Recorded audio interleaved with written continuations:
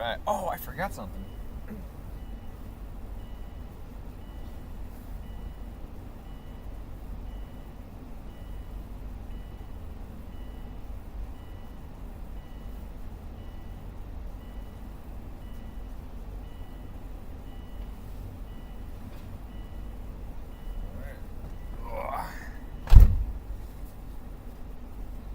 This is working or not. Hope so. Morning. Is it morning yet? Is it afternoon yet? We're close. What are we at? 11:33. It's almost afternoon. Today I am tuning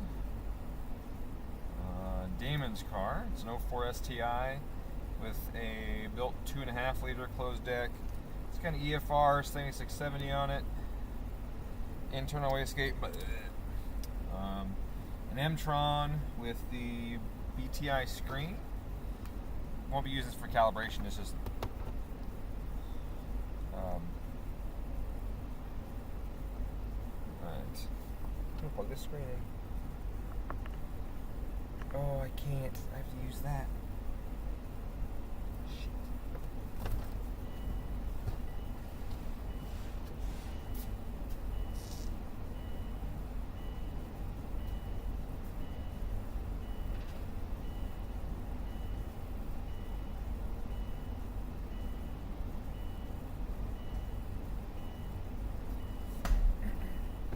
This one. Let's see if this works. I don't know if YouTube's working or not. It says I'm streaming, but it says that nobody has seen me yet. And lots of people have notifications turned on.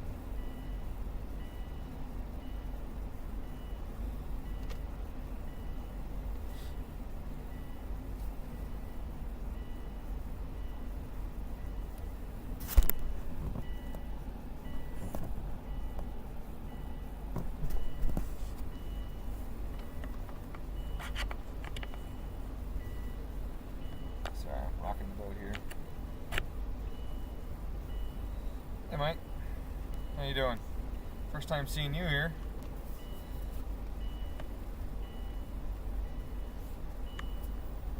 I don't know if this is enough. Oh, there we go. Gotta finish this car and then work on Zach's car next.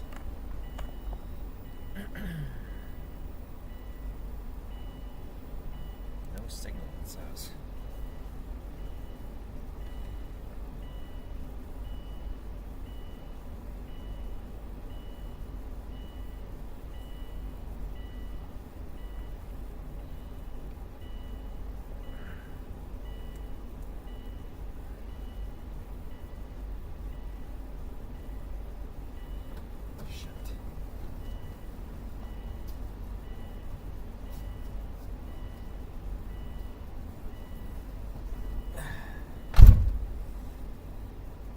This car is pretty sweet. I haven't started it yet today. We're low on fuel. I'm trying to get the boost control system to work. It ain't, but that's what you get with turbo shit. I mean, turbo smart. This shit's trash. And then you take trash, turbo smart stuff, and you stick on an EFR with an internal gate. It's just a nightmare. So, it ain't working. I had it like 100% wastegate duty cycle. Made less boost at 100% than it made at 0%. So, really good. That was yesterday. Today, I am attempting. There we go. Alright. Try to get the other screen running. I forgot to do that. Hey, Matt. Matt and Mike. I got the cam in the back.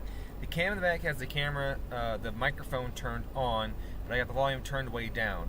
So if I start doing a pull and it's too loud, then let me know. I'll turn the microphone down on that one. I just wanted to get some engine and dyno noise in the video so I can roll the windows up in here during the tune. But I still wanted you guys to see and hear the car. I'm trying to find my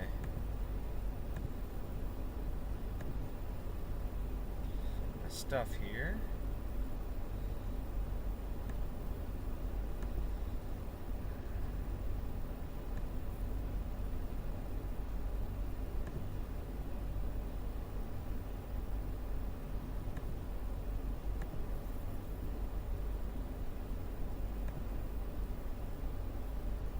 Alright, there we go. Now we're talking. I'm excited for this.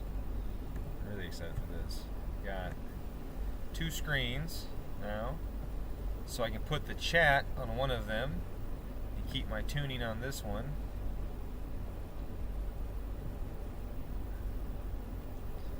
Now, it's interesting that the chat's not showing up in the stream. That's a bummer.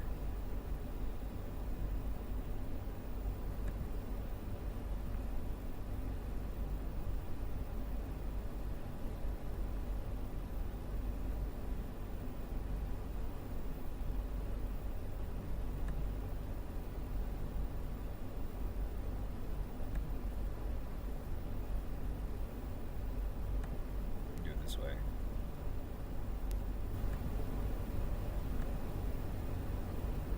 Yes, this one is actually running my cams. That is true. That is a good statement.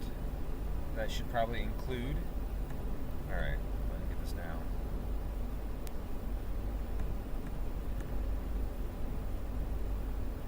This one. I thought I had it set and I did not. Yes, this one is actually running my cams. That is true. Perfect. That is a good statement. Okay. That should probably include. Alright, let me get this now.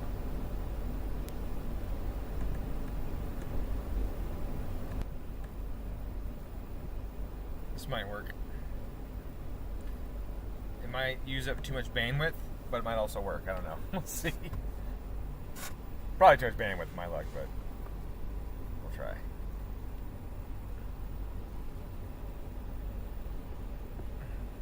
Oh, fuck, that door's closed. Alright, open. There we go. There we go. Alright. Time to start this thing. Cold start. Hasn't started today. So key on. I'm going to connect to the ECU here. I should probably plug the ECU into the laptop. I have a new laptop now. It's got some features I like. It's missing some features I also like. Wish it had. But the other laptop always seems to have communication issues, so I'm hoping to rectify that. So far, it worked yesterday pretty flawless, so I didn't have any communication problems yesterday, so I'm happy with that. So anyways, gotta connect to the EMTune. Now, what I want to show you is, look at this spot right in the middle of this map, 127. That's not correct at all, but for some reason, I've been chasing. I haven't figured out what the problem is yet, but sometimes it'll be perfectly fine, and sometimes it'll say it's way lean right there. So you can see I got these spots right here and right here. I'm really battling that right now. I had to go through and like redo all my fuel densities and a bunch of other stuff, trying to get it to work correctly, but I haven't figured it out yet.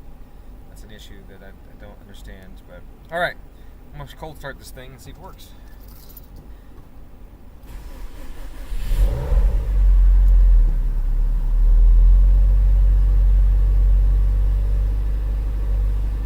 Good. It fired right up pretty instantly, so I can't complain about that. A little bit of an extra flare, which is good. It's supposed to flare, but then a little too much dip after the flare, so I need to figure that out. Other thing I'm having issues with is the drive-by-wire system. Really wonky. I don't know what it is about the EMTune. I feel like the more powerful the system, the more bugginess you get. It's weird. So, like, they let you do everything here in the EMTune as far as the whole PID strategy for the drive-by-wire controller and everything. And that's great. The problem is I haven't had 2 Subarus yet that need the same strategy.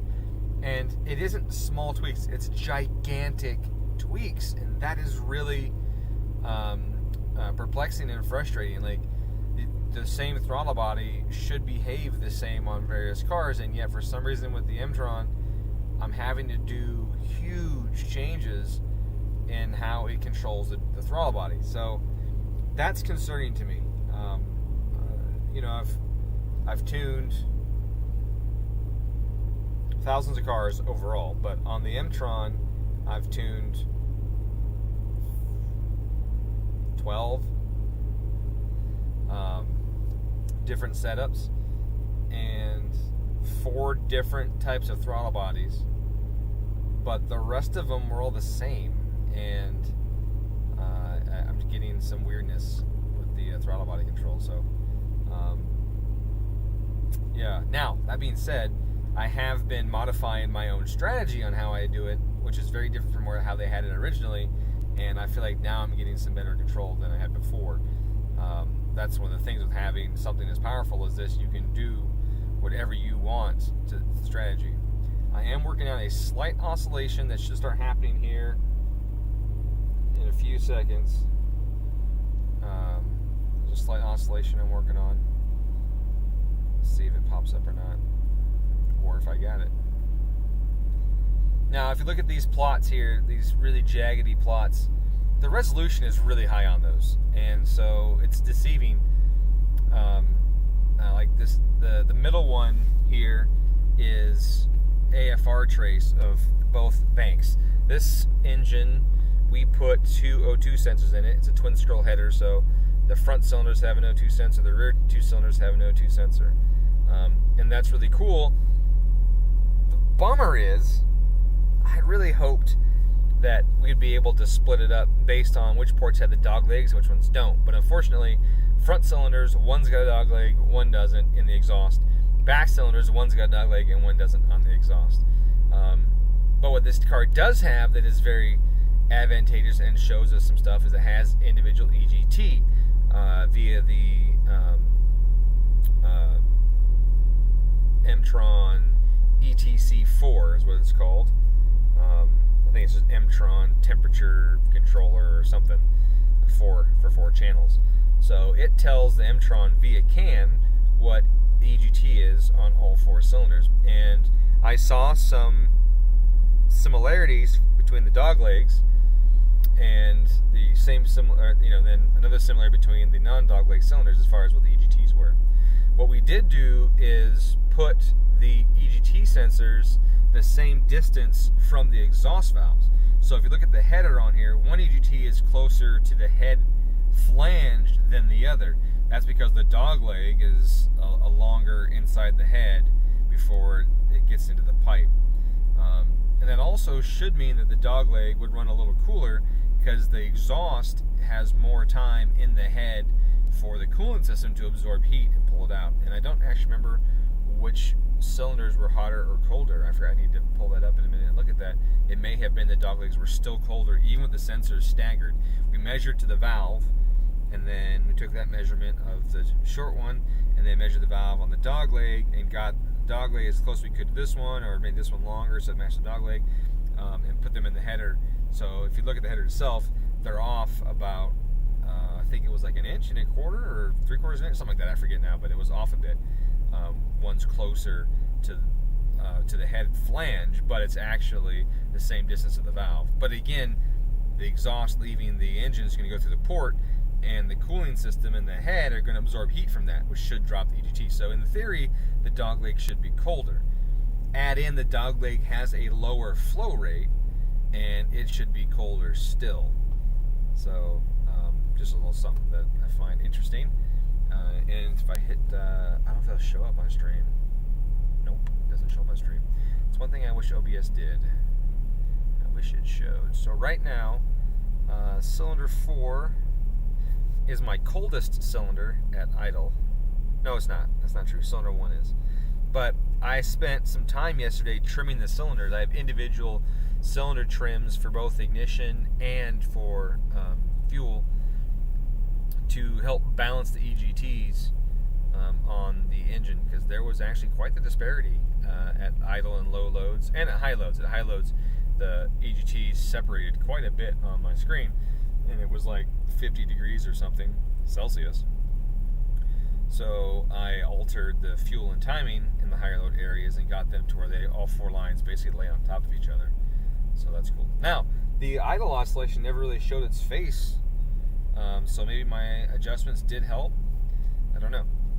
You can hear a little bit of misfires at idle on occasion, bloop, bloop, bloop, bloop, on this thing.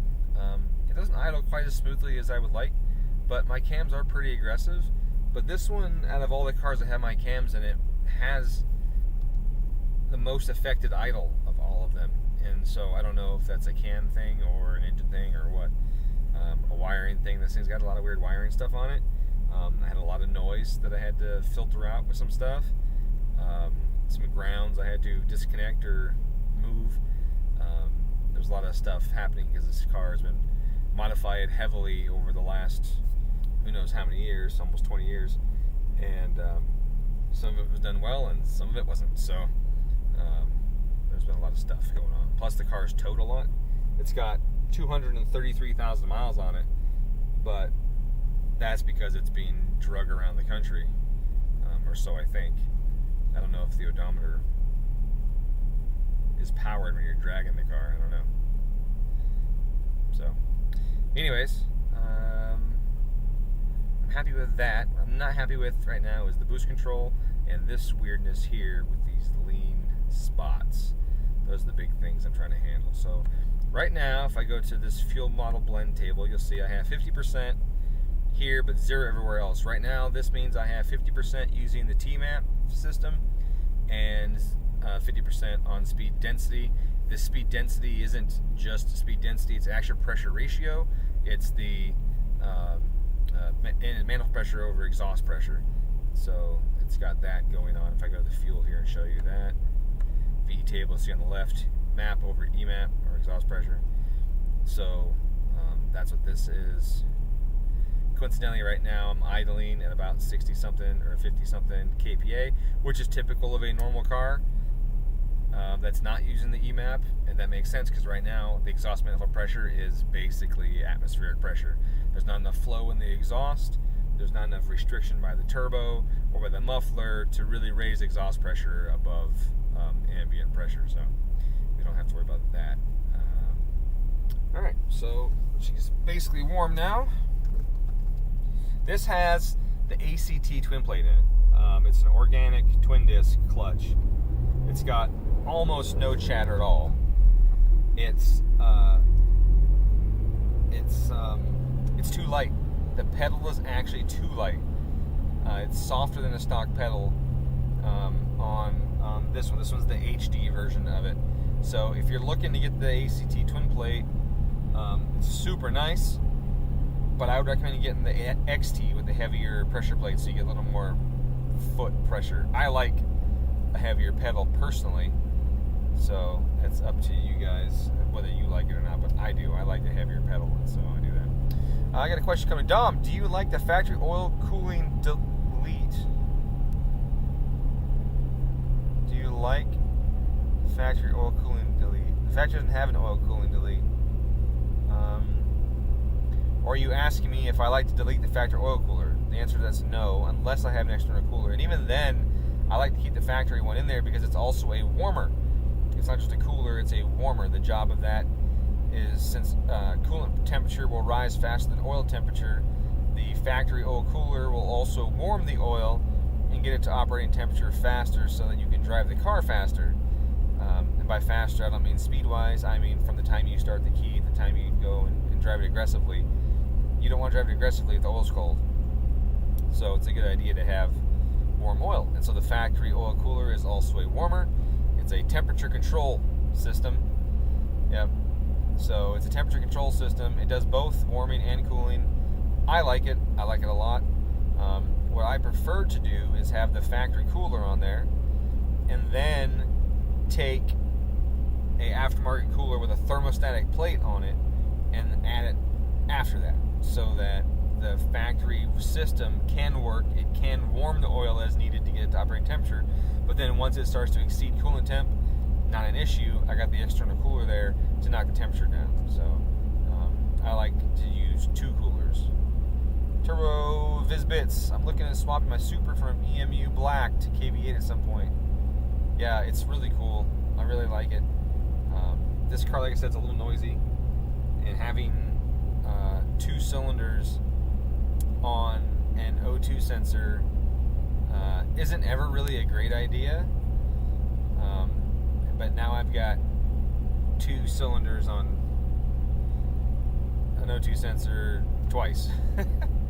But it's better than having just 2, period, right? At least I got more over there, but you see how jaggedy that line is, right? I have those pulses in the header, and the slower it goes, the more frequent you're going to see those pulses. Now, if I add some load,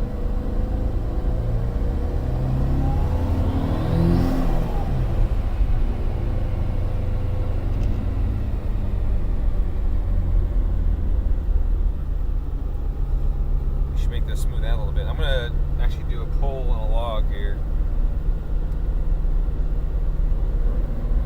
F8 is to log.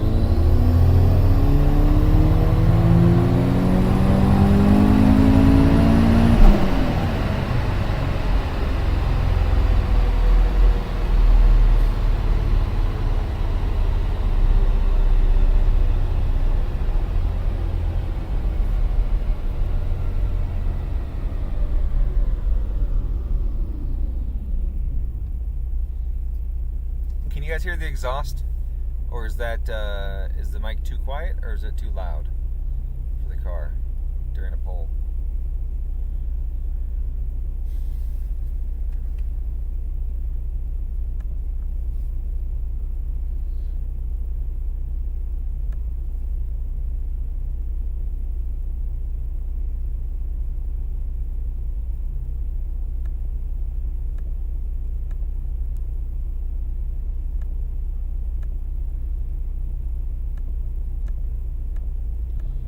So see here, I got an 8% trim on one bank, 7% on one bank, and the other one is only 1.6.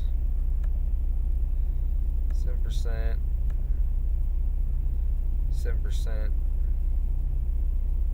Let's look at EGTs. EGTs, on the other hand, they are really tight. They're really good. Cylinder 2 is a little on the cold side in power. I think I have fuel added to 2 up top. I gotta double check that. So, whoops. W? Yeah, W. So this right here is EGTs, and you see the difference here, and then I get to power and how they lay on top of each other. So you're saying it could be a smidge louder, or it's a smidge too loud?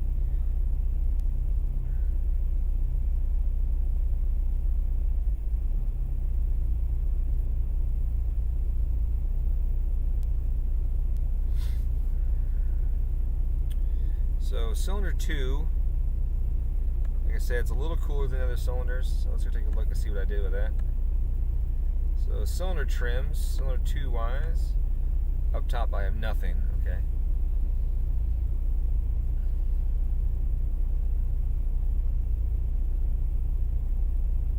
I haven't seen it, Fox. I have not seen the new WRX in person.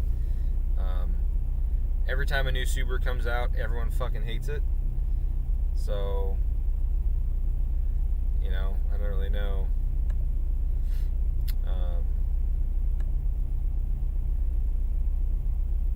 I don't really know if it's going to be, you know, the meth or not.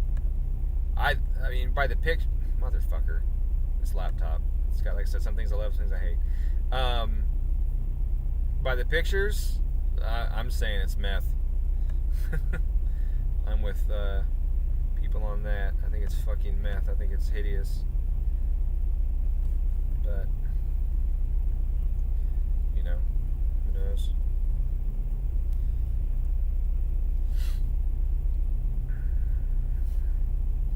Alright, I'm going to bump it up just a teeny bit. Someone's in my house. I got my ring telling me somebody's in my house. Who is it? Who do I yell at? GPS dude. I like to scare him sometimes. Like, it's close to the door, then I fucking hit it and be like, "What's up?" But it looks like he already delivered and he's on his way out. Oh, that was a late delay. Or a late fucking alert. Alright, so I'm going to turn up a teeny bit.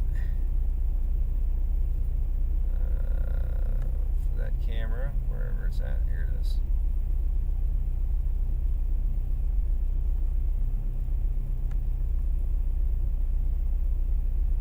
Let's add some of this.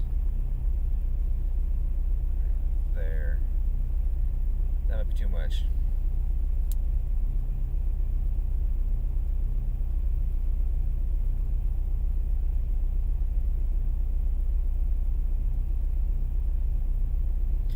Yeah, that new car is hideous, man. I don't understand why they did it. Oh, I missed it. Thanks, dude.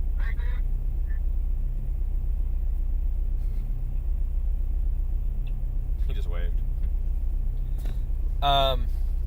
I harass my fucking UPS driver all the time. He's funny.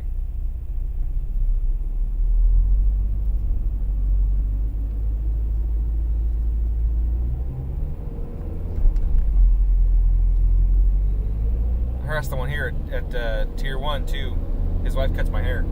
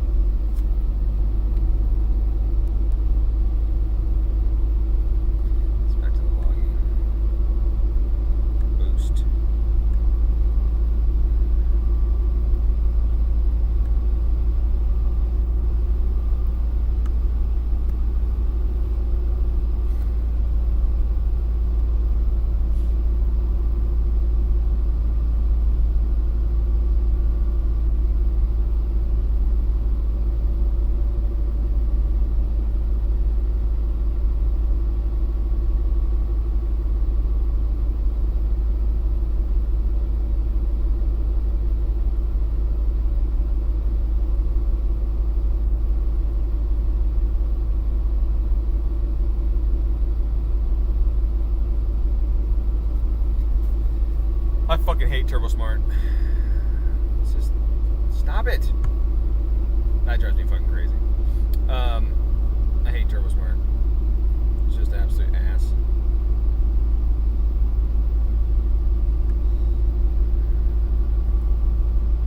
Just gonna add a bunch of duty cycle and see if boost even goes up. It probably won't.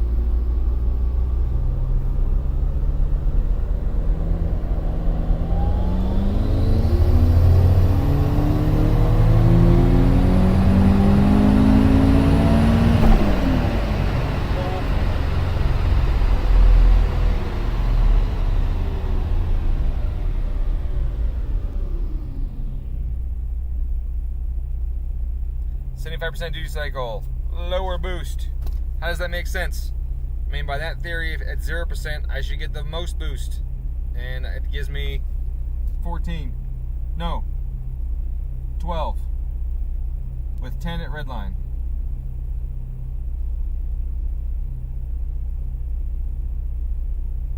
It's just ass. I'm sure the car and dyno were a lot louder that time, right?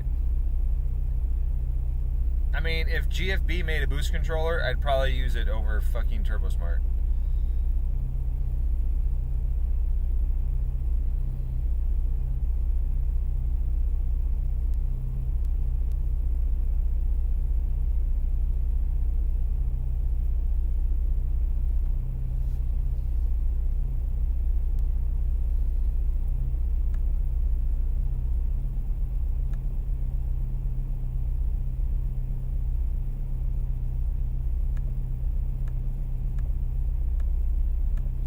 Yeah, this thing is just not good. It's just not good. I don't know how else to say it. Let's check the cams. Cams are tracking well. White is the target. Red and blue are the cams. They're following that, even that wiggle. So ABCS is working well. See, I got 40 degrees of cam advance here in the mid-range.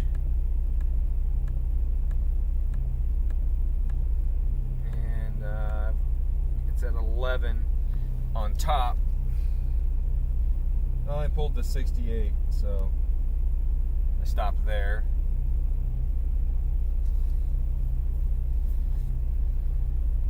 Okay, so I don't have to adjust that. Those cams are tracking really, really well.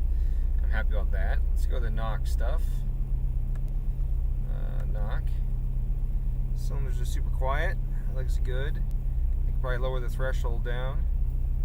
I did get a knock event yesterday when I was able to hit like 27 pounds of boost on pump gas. A little spike, bloop, in one spot. bloop, 2 spots actually. So I do know that it works. I do know I do need to lower the threshold. This white line here is ignition. This red line is engine speed. This blue one is manifold pressure. And as you can see, with 76% duty on the wastegate, it made 10 pounds. 10 to 12 pounds.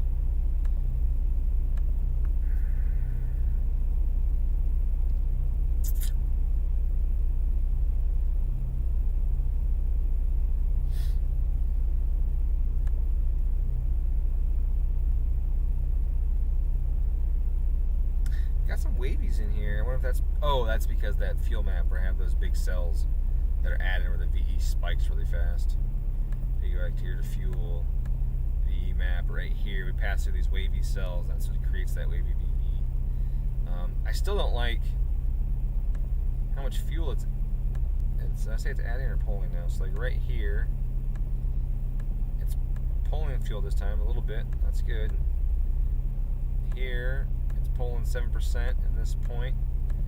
Here, it's pulling 7%. So it's pulling 7% across the board on that one bank though, which is weird.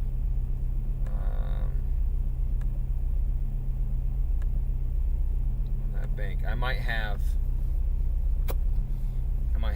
the trims a little too high over there.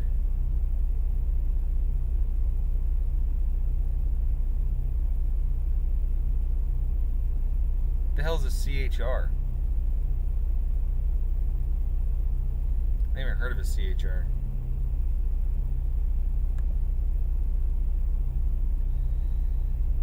Fuel diff.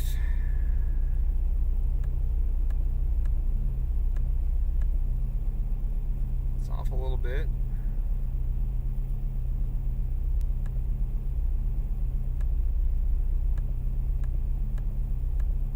Interesting.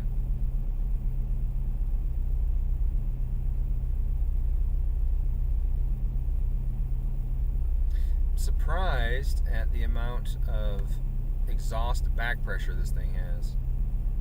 I find that really interesting. You go like right here, and exhaust manifold pressure is 225. What is that? 24 pounds? 23? Oh no, I'm sorry, that's not right at all. That's totally wrong. Because that's absolute, so it's going to be 14 plus this, so about 17. Is that right? My brain's not working right now. I feel fuzzy. Usually 1.3 bar. Yeah.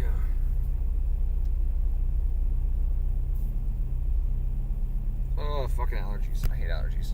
You guys deal with that shit? I hate allergies.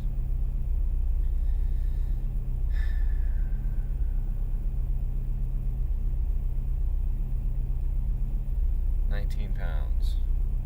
So I got 19 pounds of back. Oh, that's the wrong one. 225. Come on. So I've got 18 pounds of back pressure at 6,500 with only. Wow.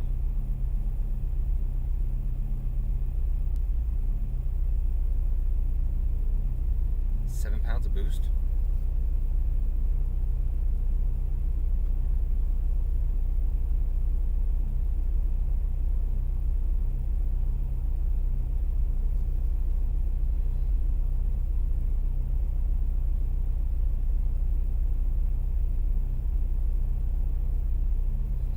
Yeah, it's absolute bar, so it's 1.2 bar of boost. But I am high here. I'm high. Our elevation is high. Oh, that was actually a question somebody asked. I had to answer that. So we're about 1.5 pounds below that. So this says absolute of 154 at the engine, which is 1.54 bar absolute, which is 23-ish absolute. But we're at 13 point between 5 and 9 here usually. I haven't seen it. I checked today, which is 9 pounds of boost.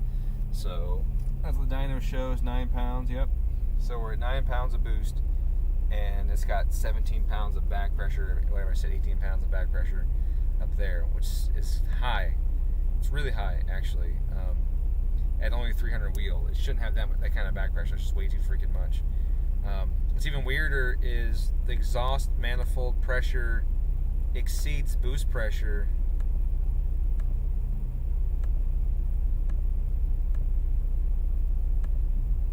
Here, as soon as boost comes in, by $4,000 it's already higher. That's insane to me. That's way too soon. That is way too high.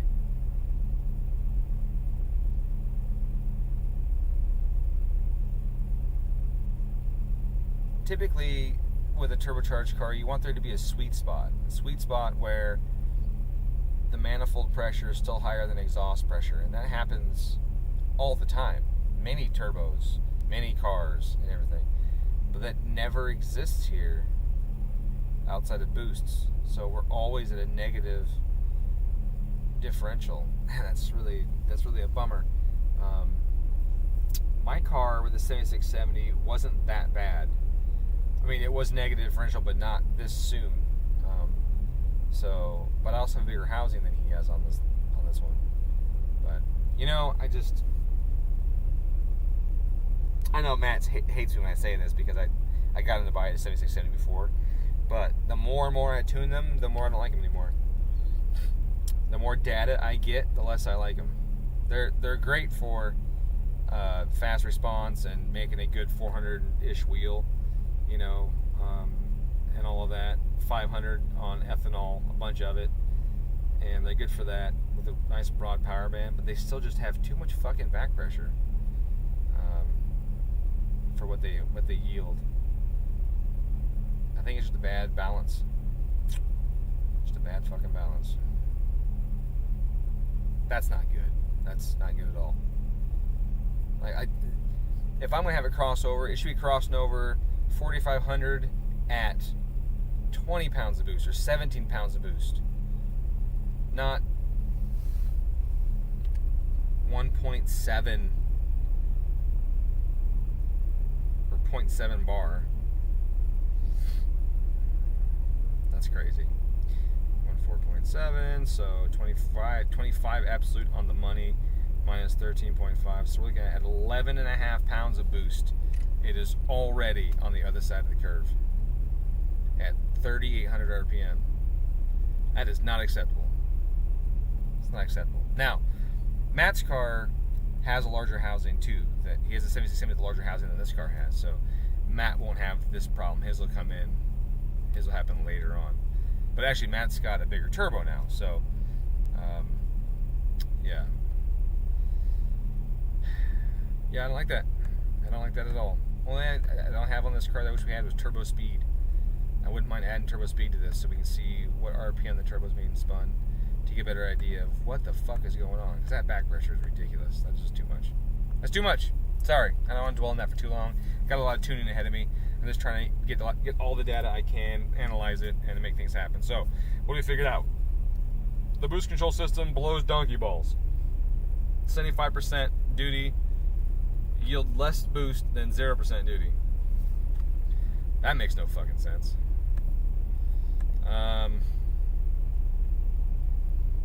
And yeah, it's trash. It's trash. I don't even know how else to say it. I can't say any nice things about it. That's just bad. I'm gonna change max duty. It says 0. Well, that doesn't fucking make sense because it said in the log it was at 75.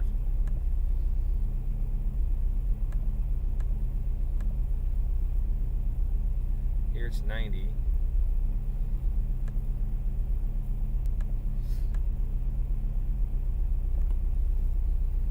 Okay, maybe I'm stupid. Maybe I misread that. Maybe I should go a little easier on turbo shark. No.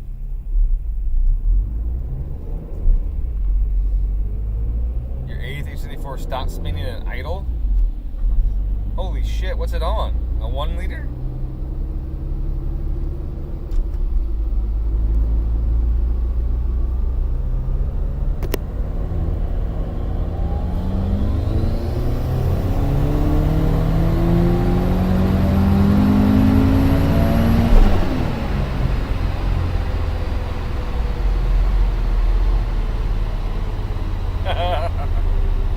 Alright, well, we got more boost.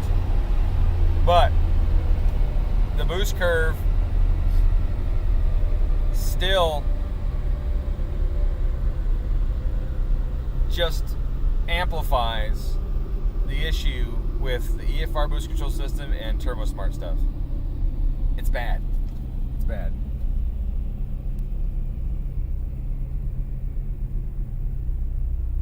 It's bad.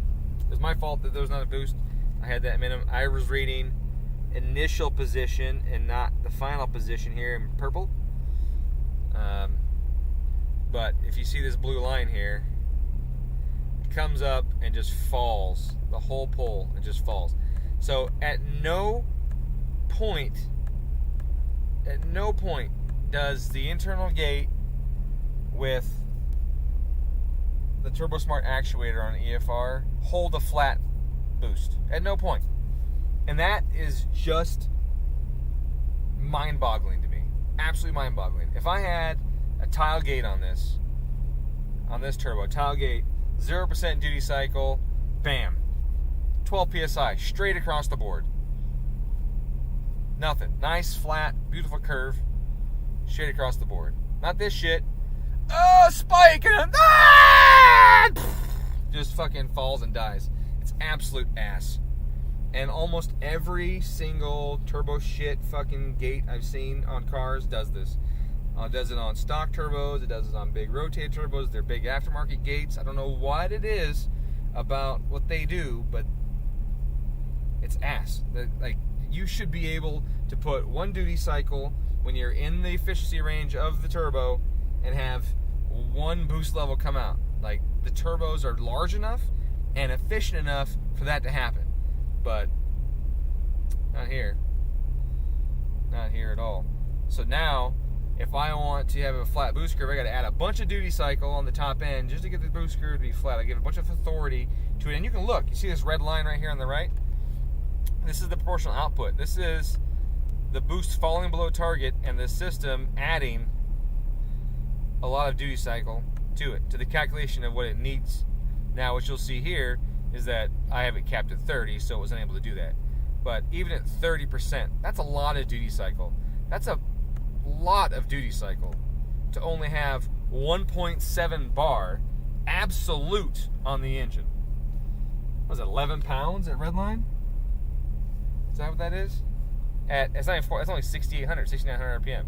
Not even full redline. I haven't even fucking pushed this thing out yet. So let me convert this for everybody. I'll subtract the 13.5 atmosphere here.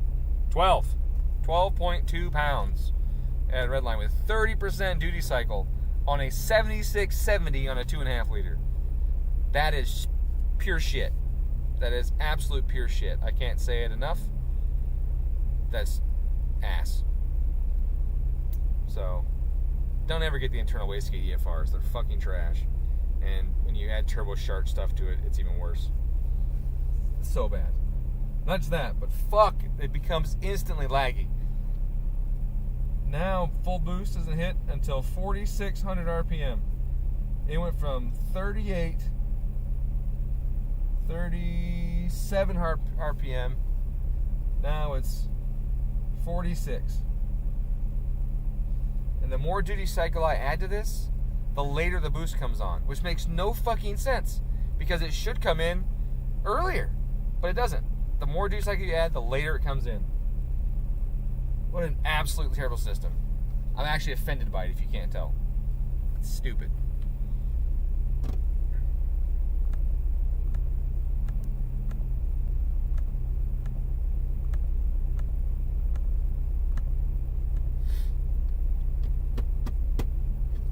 Trash.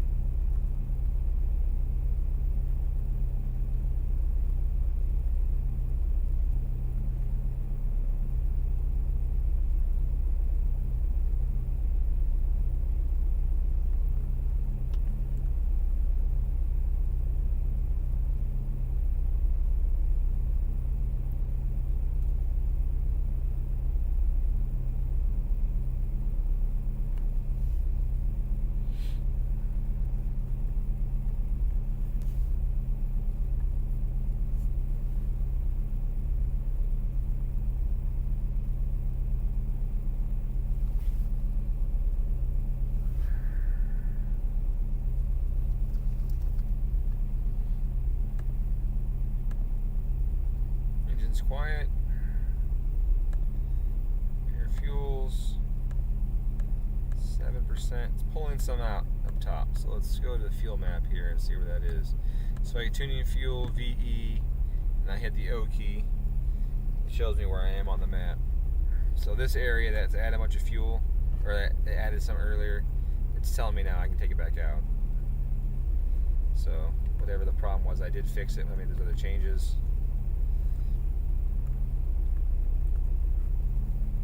Let's do that real quick just to linearize it a little bit. I'm gonna go like this. That.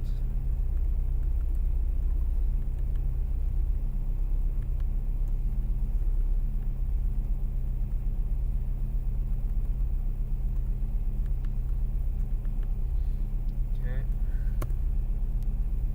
Looks good. My timing is really conservative because I want it to be conservative.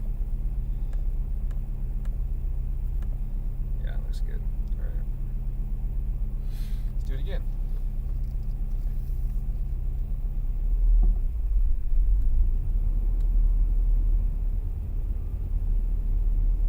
Yeah, that's what I did on mine too. I welded my internal shut because I wanted that size housing, because the external only housings were just way too fucking big at the time. They were either way too big or way too small, I forget, but they weren't right. So I have the internal gate housing welded shut on my 7670. And then I added two external wastegates to it. And then I recirculated it back in the downpipe too, so it's nice and quiet. It sounds great. Boost control's rock solid.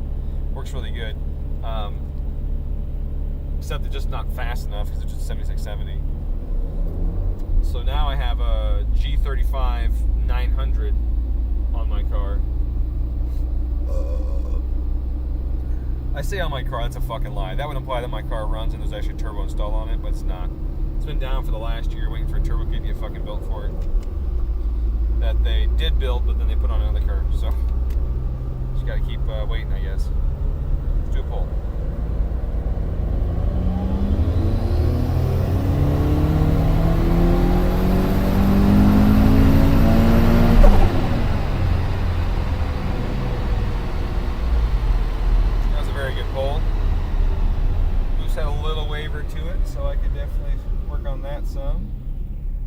I got to ground the dyno to the car.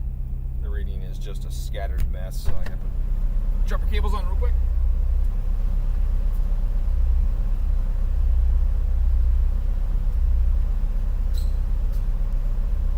Wherever they put them.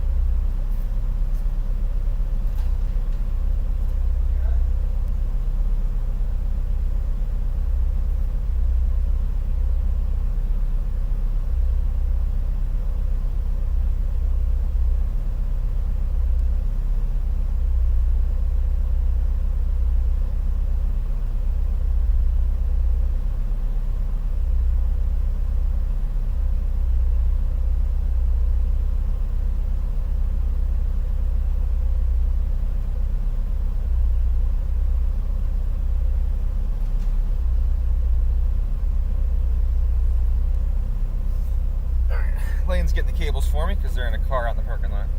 So now full boost is 5,000 RPM,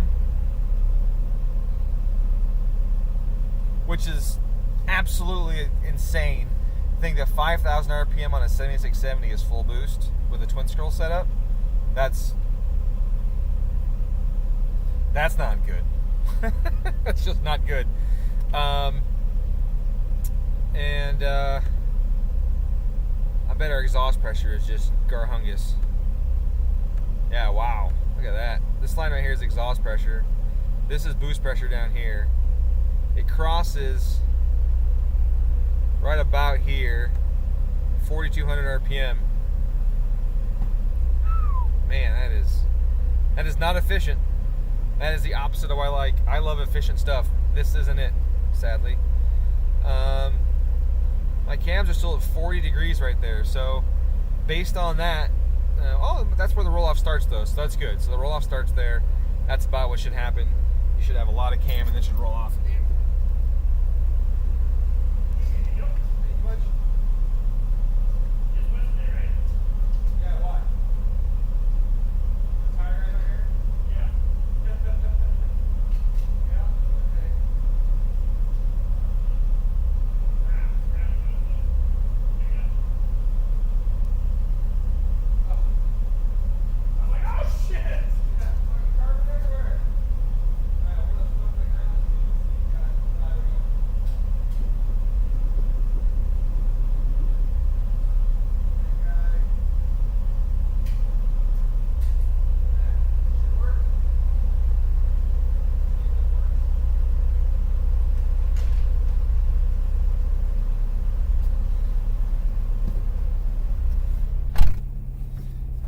better. Yeah, so the camera off happens after peak. After the exhaust pressure and intake pressure cross. It's about where you want it to be. Sometimes it's a little earlier, sometimes a little later. Just depends on the setup. But that's about right.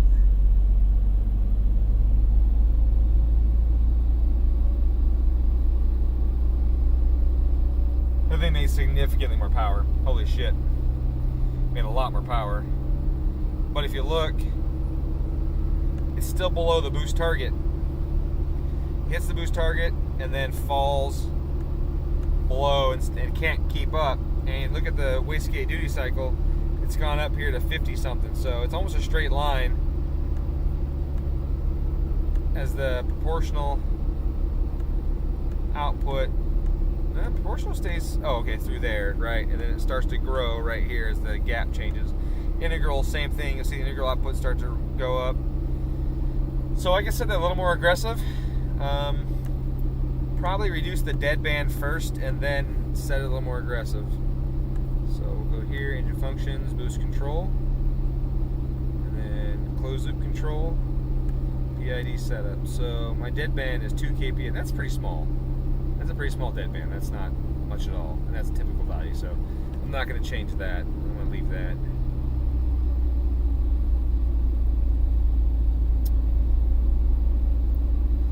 Yeah, I'm going to leave that alone.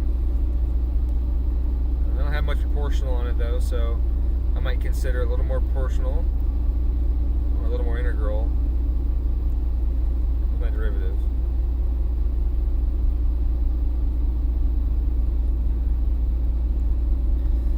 But I do need to raise the max anyways.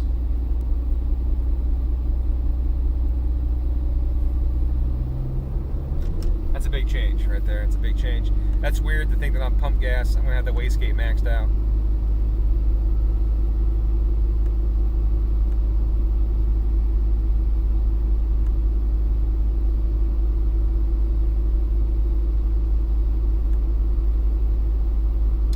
Timing correction right there. Cylinder 1. Timing correction, cylinder 1 and cylinder 4.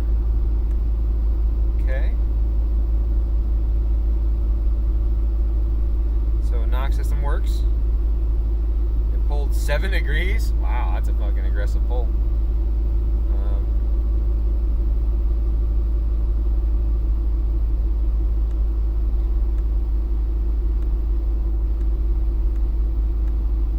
Aggressive. I can pull some out of there. Yeah, I can pull some timing out of it. Yeah, it's great having all the data. That's the truth right there. Yeah, 15 degrees at 48. It's not terrible. It ain't that much boost. It's only 18 pounds. Or 48. Yeah, it's only like 18 pounds, so it's not a ton of boost. But there's a ton of back pressure on it like you saw in that other graph, so it's going to make it not happy.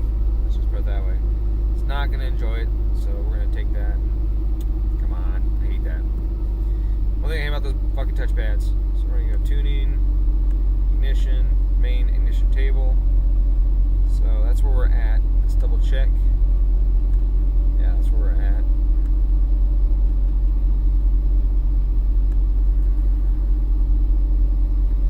So I'm going to reduce the timing from here all the way down, actually.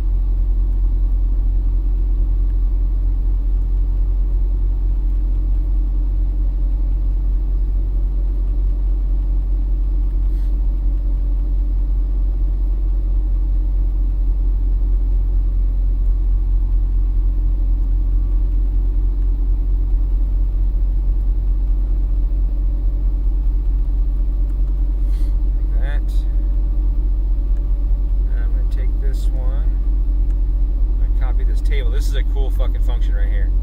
So I have multiple ignition tables. You'll see here at table 2.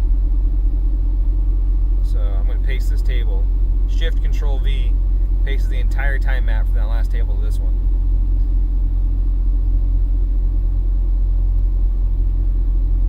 Now table 2 here is based on ethanol concentration. So if I look at my z-axis setup. You can see that I use tables 1 and 2. So table 2 is in full up top. Table 1 is blended in, or table 2 is blended into table 1 at this curve I got here, like that. So table 2 will be more aggressive than table 1 in the top end, but getting the curve or the shape or function correct is always a challenge with this. So I want to get it close and then add timing, basically. So we're going to go right here, add timing, add timing. So I want it to be about 17 at that point. Like that. That's where I want it to be in full ethanol. That's a good place to sit at right now.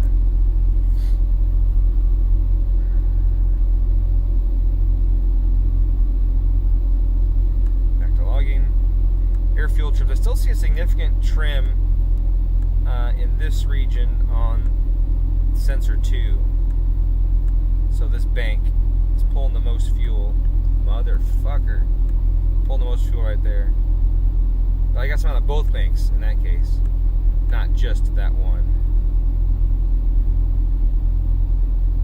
So a little bit there. I'm not surprised by that. That value is already pretty high.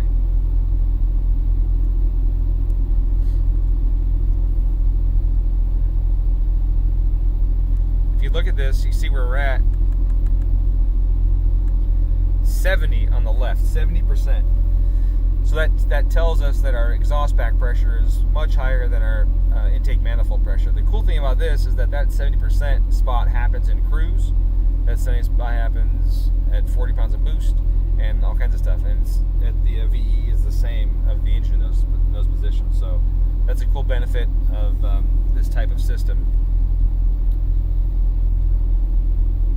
Another thing that this EMTune can do is, this I find interesting, is that if I hit L, I hit the L key while I'm in any zone, it'll apply that air fuel correction to that spot in the zone instantly. So like, let's see, let's find the spot with the big correction. It's got 3% right now. That's not a big correction, but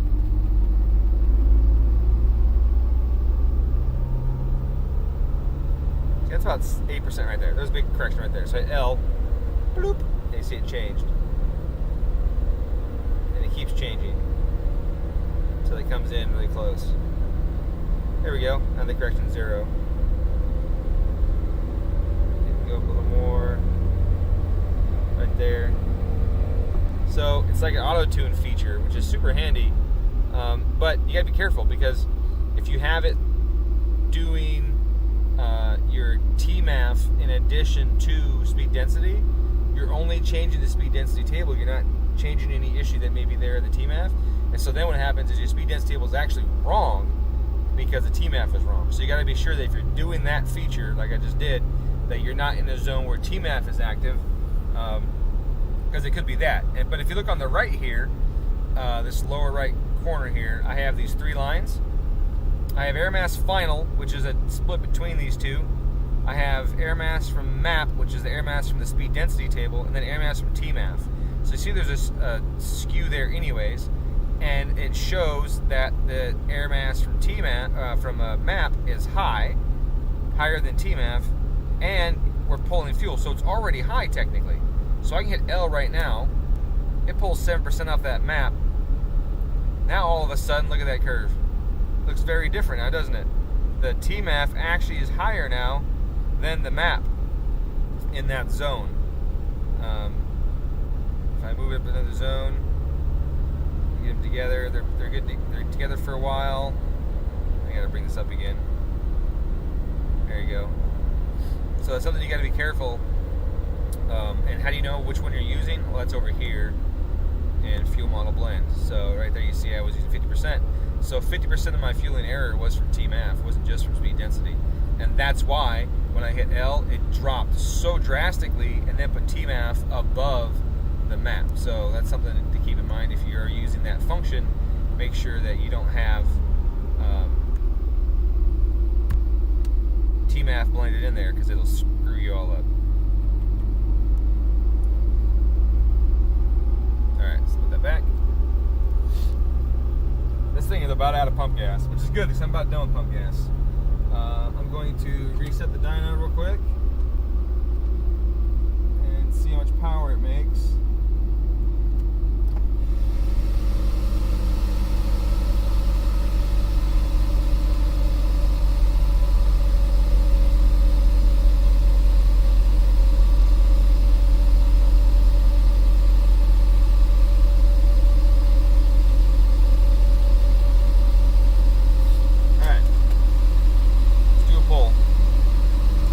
Hot side or turbo? I agree, he's both.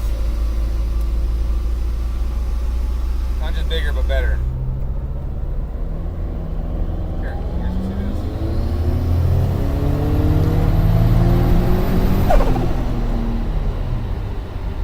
Broke up a little bit there.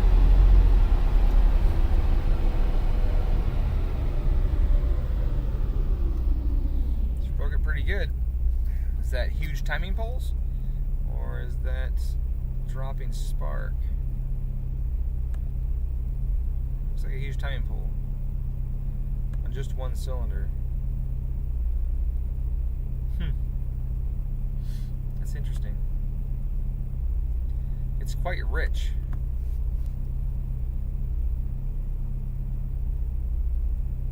Oh, I see what happened. I was hitting the boost limit. I was bumping off the boost limit, and doing that is what caused that knock event, like right here-ish. Come on. Yeah, there's one of them right there. So it's just bumping off the boost limit.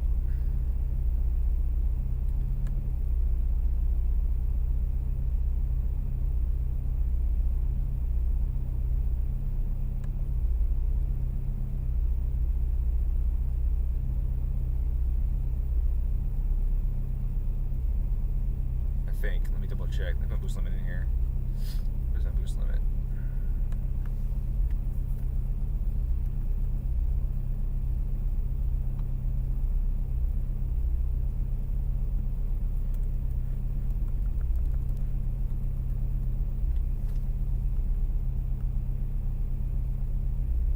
It says error. Where's the actual map limit?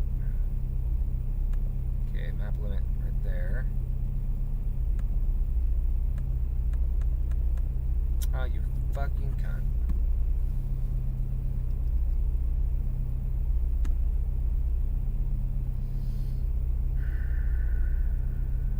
Oh, there's it there. Map limit just says 0.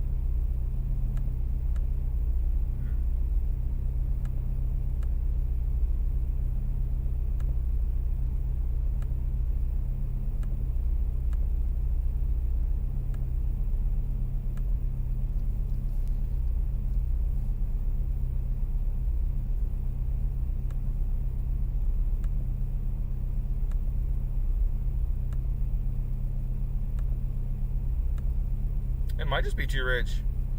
Blowing out spark. 7.7 Lambda is pretty rich. You're just blowing out some spark. I did suspect that there was something with the coil packs in this car earlier because I felt like it didn't have very good, very clean combustion. So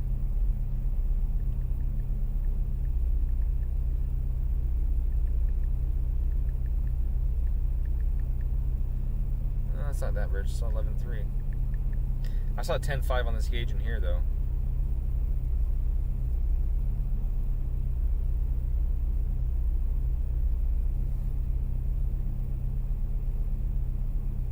Oh, that's Lambda target 7.7. Actual Lambda was 7.2.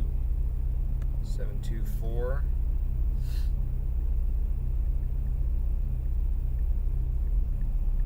That's 10.6. So it was pretty rich. But still, even then, this thing should fire through that. It's just pump gas.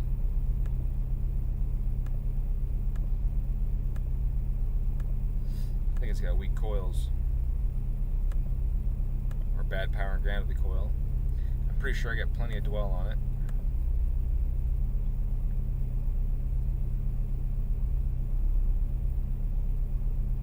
The hell's my dwell at? Oh, I think the configuration, ignition, dwell. table. Yeah, 3. That's a lot of dwell for. I should have no problem. That's plenty of dwell. 2.8 red line is pretty standard. 3 or so dwell. Yeah. Well, I mean, cylinder 2 was like 100% leaked down through the crankcase. So cylinder 2 is completely smoked. On the bright side, it was the crankcase. So potentially the heads are okay. It's just going to be the piston or block or something.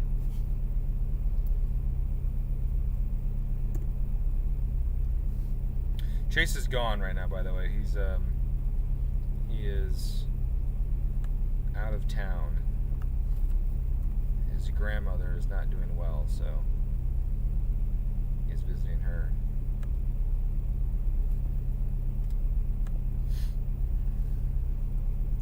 Alright, well, I got some shitty spark, slightly rich AFRs.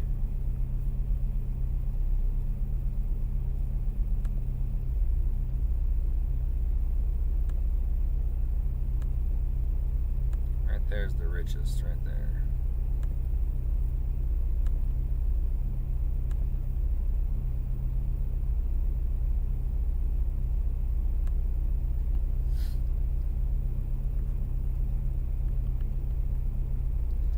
This whole section down a little bit. That's too much.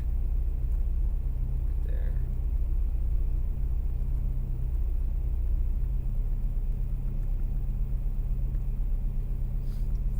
% jump in VE or 10% efficiency does not make sense. So knock that down some.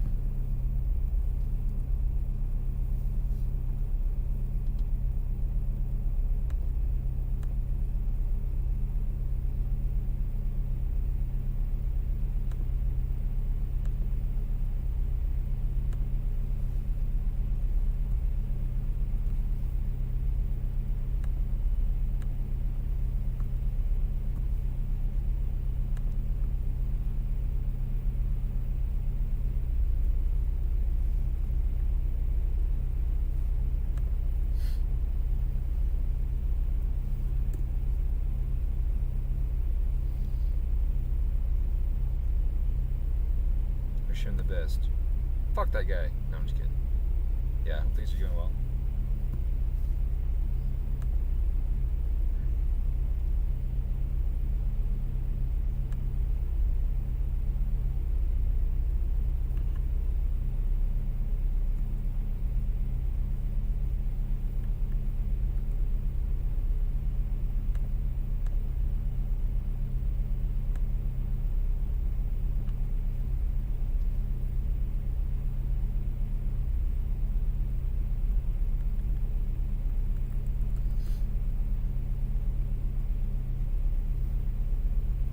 You guys can't see the other windows that pop up when I'm saving or applying changes or things to the ECU. You guys don't get to see those on the screen, unfortunately. But oh, you know what? I should just set screen cap now because I have 2 screens. That's got OBS on it, and that's here. I should just set a screen cap so you can see all of this stuff. Yeah, because I want to show you some of this shit that's really cool that I'm trying to you guys don't get to see. So I'm going to adjust this really quick. Let me add a scene here. Go to my OBS. I do this.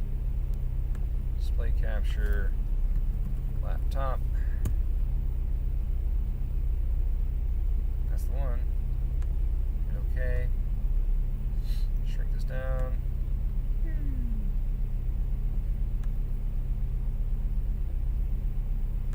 Take this guy.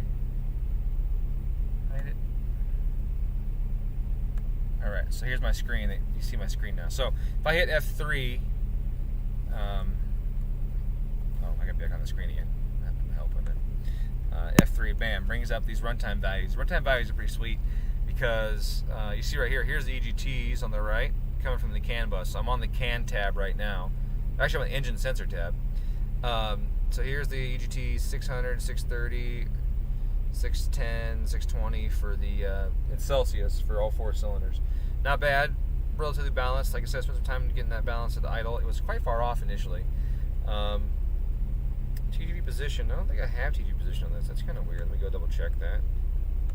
I thought I got rid of that.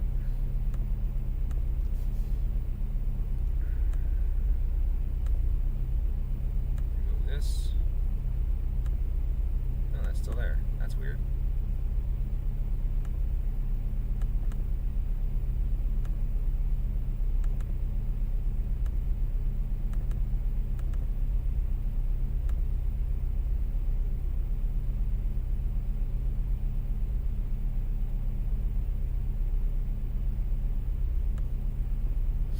Shit, is this an old map? It's on my cruise network.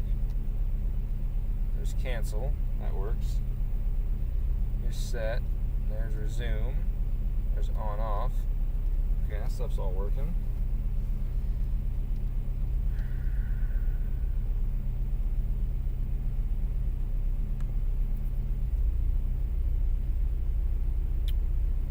Here's driver wire stuff, here's AVCS stuff.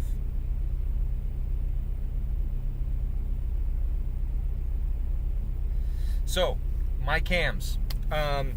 This has got my cams in it, and I designed my cams with the factory ECU and standalones in mind.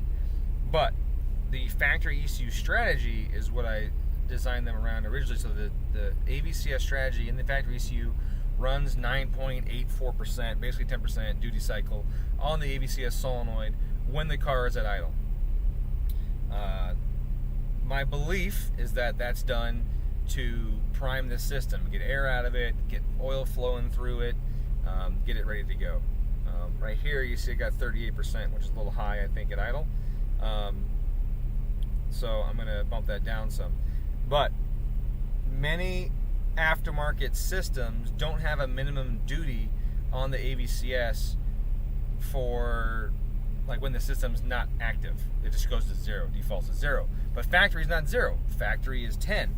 So with this system, I have to add a little duty.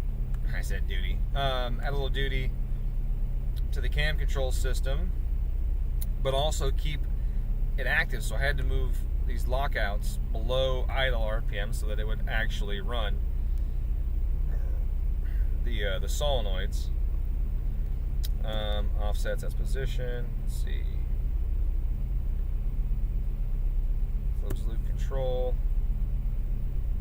minimum DC. So I got a minimum duty of 20 in there right now, but for some reason we are running. What's our max? Max is 55. My feed forwards. My feed forward is 40, and the feed forward is important. The feed forward is important for quick response, but that also means I have this permanent 38% duty cycle down here. Now I can change that to like 25, and now you see down here in the bottom right the duty cycle changed to 23. Position didn't change or anything like that. So the reason I had it at 30 something was because I could run it that high and not advance the cams. What's good about that is that the higher I have it, the more oil I'm feeding to the cam. The way I have my cams drilled is they use the AVCS waste oil to lubricate the cam lobes.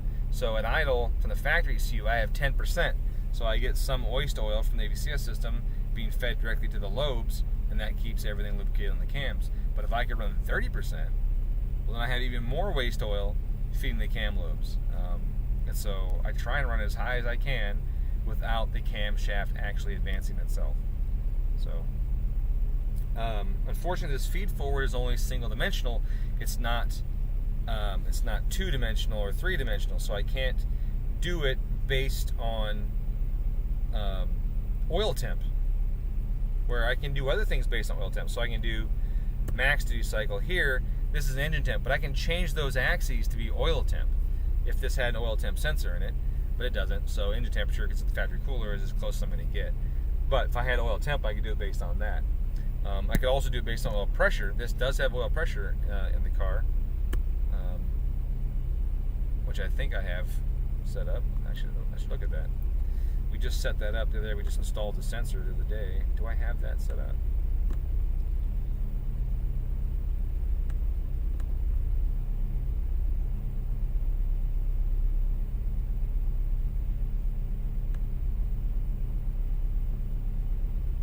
I don't. I didn't turn that on. Let's turn that on. What input did I use for that?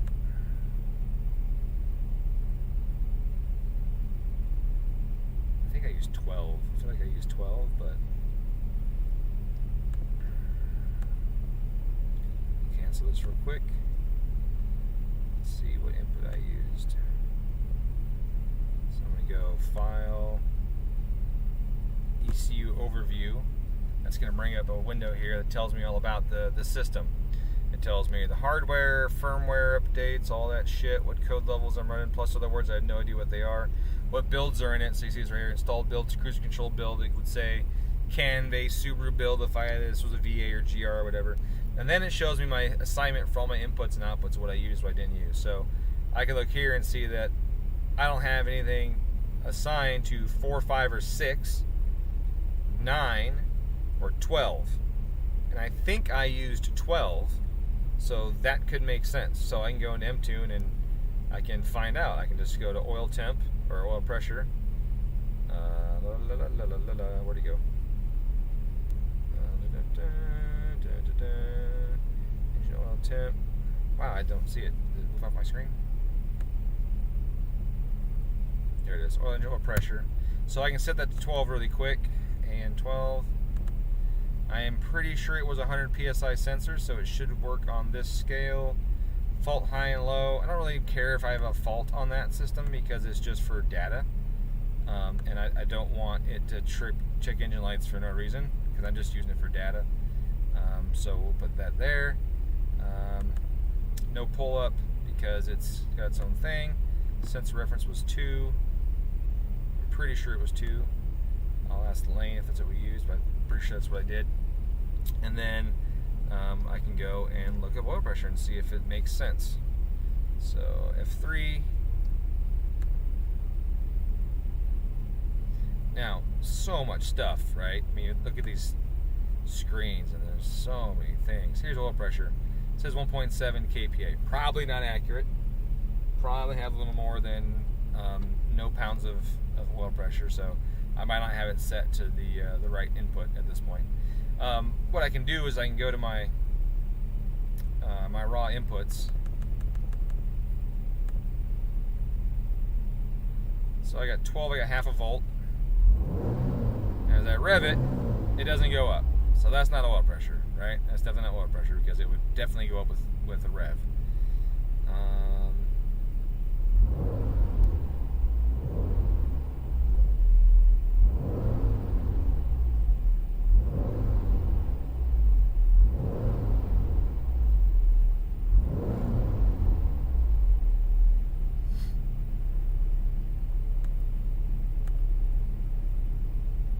2, and 3. Driver wire, that makes sense with my foot. 4, 5, and 6 aren't on here, so what do I got here? 4, 5, and 6 are all zeros. Not that. 7, 8, 9 is zeros. 12. So it must be 12. Just must not have a wire hooked up correctly. Power and ground could be reversed on it. That's super common on those 3-port AM solenoids. Frequently get those backwards. But there's definitely a voltage there on 12, as you can see. But nothing on 4, 5, 6, or 9. If I go back to this build overview, 1, 2, 3, 4, 5, 6, 7, 8, 9, 10, 11, 12. So it must be on 12. I just don't have it set right or wired in right. Well, Lane did it. Don't tell anybody. Lane wired it in. So yeah. And in Lane's job interview, he told me I don't know shit about wiring, but he's done a really good job. Actually, he's done a really good job with he's done a lot of wiring since he got here, and he's done really good. So I don't have any complaints. Let's just double check it's not on number 1. 12. No, that didn't change. Pretty sure it's reference 2.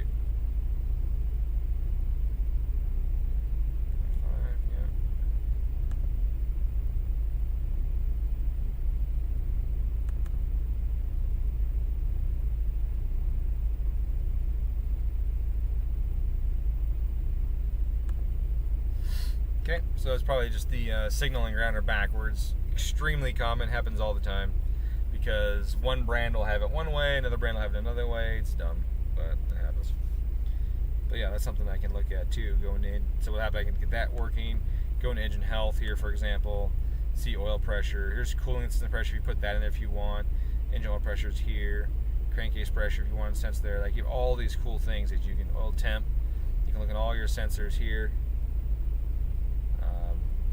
Cam control, drive wire control, knock sensor. Obviously, it's angry right here when it was cutting out. So that's most likely the cut was from misfiring when it's rich, and then the knock event is engine noise from it not firing and going bang, which happens. So there's no way it's knocking at 13 degrees with 10.5 AFR. It just ain't fucking happening. We can look at EGTs there too. EGTs are fine, and then all of a sudden, bloop, they're gone. So cylinder 1 continued to have combustion.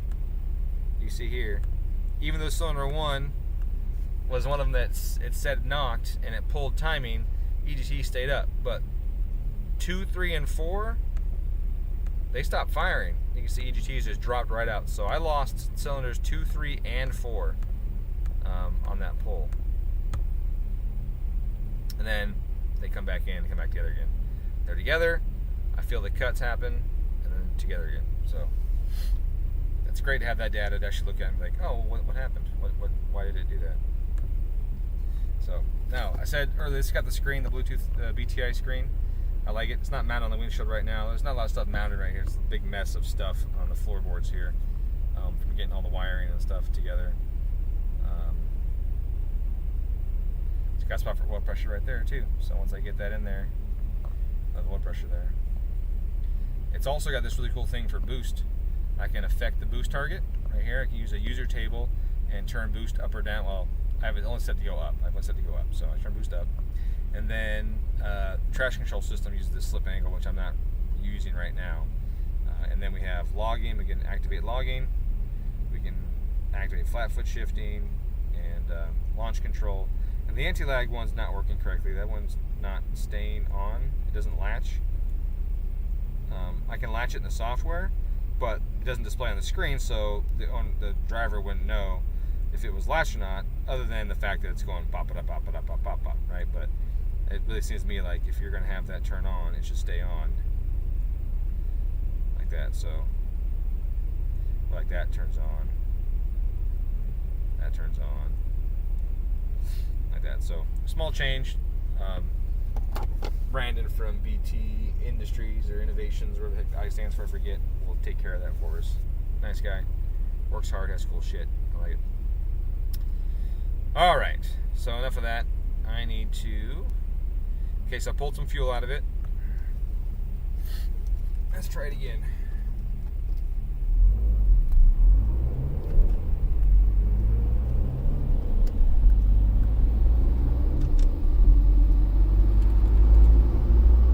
See, I pulled enough fuel out of it.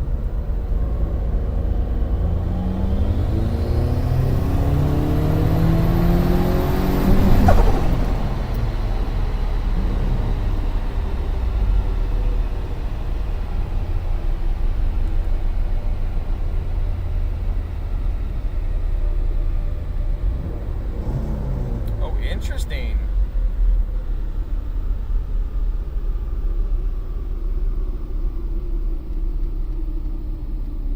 Interesting, look at that.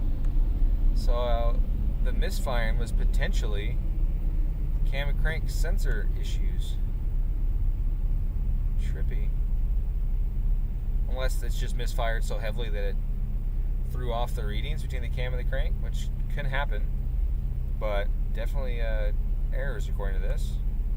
So we'll do a couple things. We'll check out the configuration. We go to engine setup.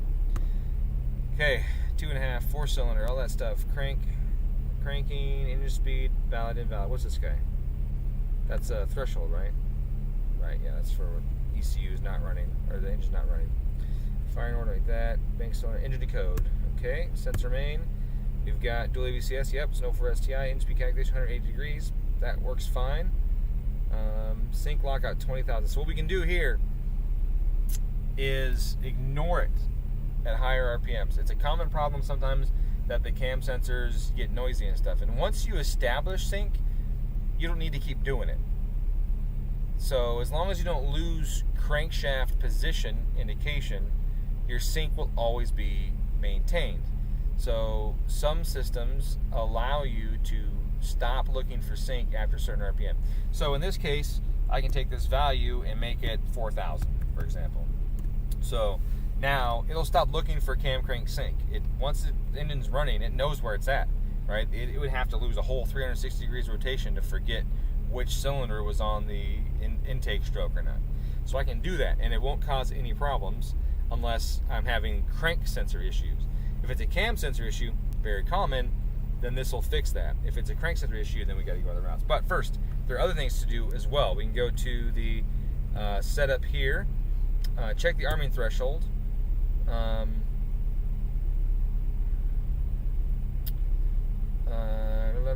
It's not bad. It might even be a little low, but that's not bad at all. This is a mag sensor. It's not a Hall effect, whereas the crank, if we go to the sync sensor and look at it, it's a Hall effect. So a straight 2 volts is good because we get a square wave from it.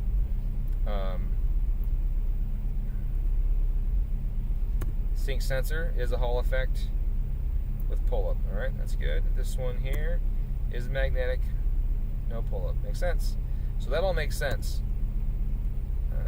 And that voltage should be plenty high. So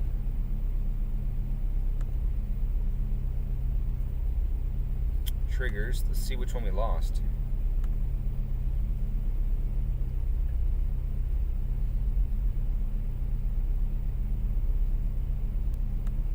So I have no crank errors, I only have sync errors.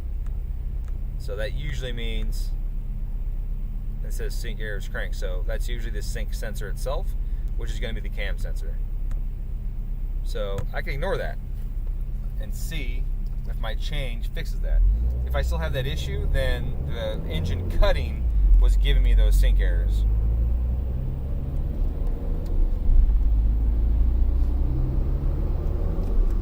Is 4,000 soon enough? Yeah, it looks like it happened at like 4,500. So we'll see here.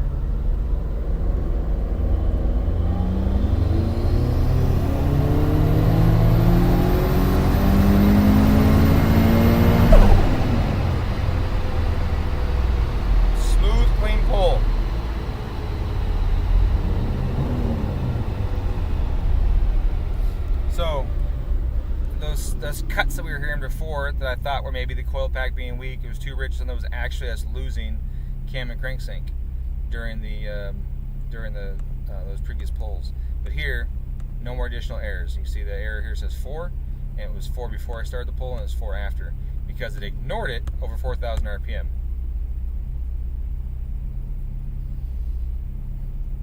Okay, it doesn't do that. Someone asked about AVCS. AVCS is going to be fine.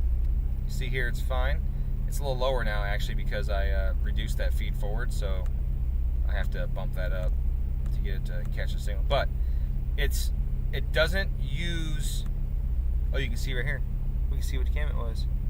Cam left, right hand. So right hand was freaking out. But it doesn't ignore it for the purpose of AVCS. It ignores it for the purpose of synchronizing the engine. That's it. So it's not the same function. One of them is just where's this cam located in relative position to the crankshaft so that I can put it in the right position. The other one is what cylinder is coming to TDC, so then it uses that signal to figure that out. So it's 2 different functions. We're not turning the sensor off. The sensor still runs, everything's fine. We're just now oh, fuck you. I need to change that touchpad. Shit, that sensitivity is way too sensitive. So we're consistently below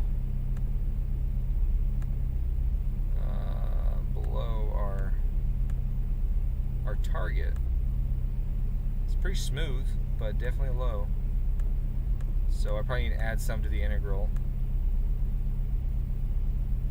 Add some to the integral to allow it to climb up to the target on that. Since I changed the feed forward some, that's going to alter See, here's the minimum DC. Okay, see? PPT control. Closed loop, there it is. So my integral clamp is 15. Make that 20. I'll make this 30 since I lowered that. That should get us closer. That should be enough. Alright. Saves my file. F4 stores a DCU. Super cool thing. You just hit escape. It takes you back to the menu where you were. So you can go, oh, proportional, adjust this. Escape, integral, adjust this. Escape, derivative, adjust this. Instead of having to go functions, VVT, closed loop, and click all along the freaking menus to get their miserable experience. I didn't know the exhaust was there, or the escape button was there, and I did that so many times before I learned that you just have to hit escape. Okay, so we're losing right hand cam sync, right? Is that what we saw? Is that the right hand is what we saw? Blue. I don't know if that right or left hand. No, it's left hand. Left hand position. That makes sense because left hand's used for sync. I thought that was odd. So that blue is hard to read. There it goes. Intake, left hand position. That's the one that we lose right here in this area. Right at 6,000 RPM. We lose a couple spots on it. So let's just take a peek real quick. Our configuration. See if something is goofed up. Or if I missed something or what. So left hand is the sync sensor. Filter 6. Maybe that filter's too high. Bring it down to 4. Hit OK. Go back to the sync sensor again. Under engine setup. Sync sensor. 2 volts. 2 volts is, I mean, it's a Hall effect. It has a 5 volt square, so that's perfectly fine. Pull-ups on. Okay, so that's all I can do there. That's it. Can't do anything else. So that's all we can do. Now, after I do a butt whack of save and stores and all of that, oh, Travis, I do it all the time, but you don't have to. It's not like the Vipec where if you don't store it and you turn the key off, it disappears. It doesn't do that. So that's good. I just do it because it resets the stuff that's in the RAM for the ECU.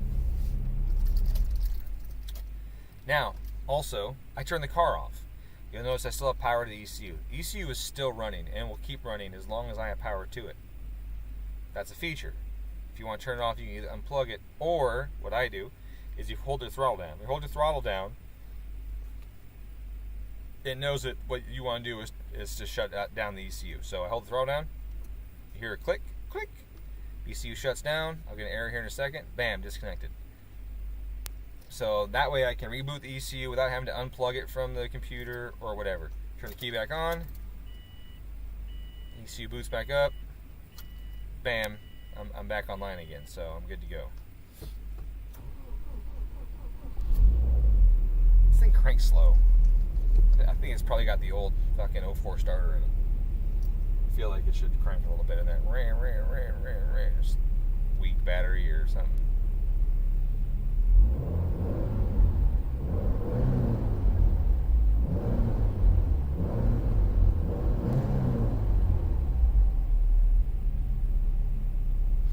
That's good. Okay, so much power did it make? I didn't even fucking talk about that, right? What did it make? 430 wheel. Made 430 wheel. Let's see. Let me clear all the other shit out the dyno graph.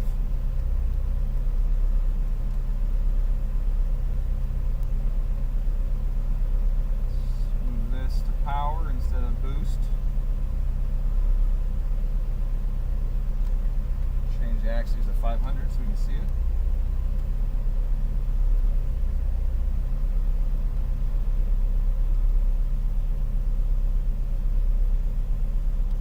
Oh wow. I'll show you guys in a second. I was letting off at 7 because it felt like power was dropping, but it wasn't. In fact, power was still climbing and I let off. So that means I can keep pushing a little more. Let me get the other phone to show you.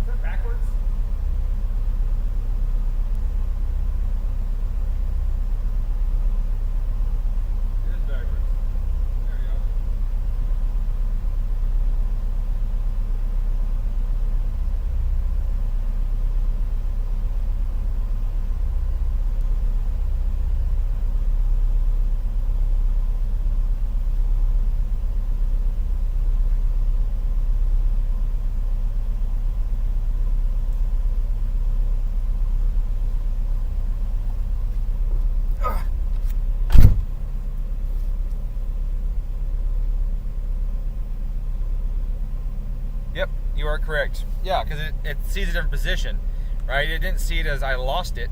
There's a spike right here. If you zoom in right here, we'll see. The one time I wanted to actually fucking do the zoom feature, it's not going to do it. I'll do it this way. You see, it actually went high. And so that's why the solenoid duty dropped, because it showed the cam go above the target. Solenoid duty dropped, then all of a sudden it went down. Duty came back up, but then signal came back, and I was like, oh, okay, I'm fine. But then did the same thing. Whoops, it went up, so dropped, and came down. So, we don't know if he's got a failing solenoid, which is, not solenoid, sensor, which is extremely possible. Pretty common. I have no idea if these are the original sensors or what on this motor, but you can see it freaked out.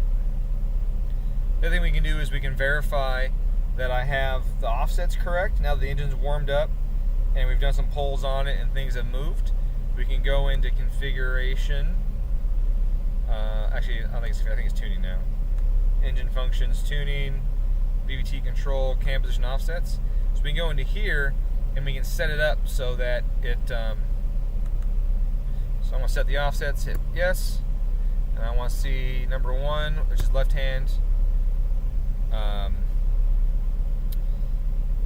cam. So what it'll first do is it'll turn off the cycle solenoid, and then go to the right here and we can look at the position 1 here, 131 point something, 4, 5, 3, 5, 6, 7, okay.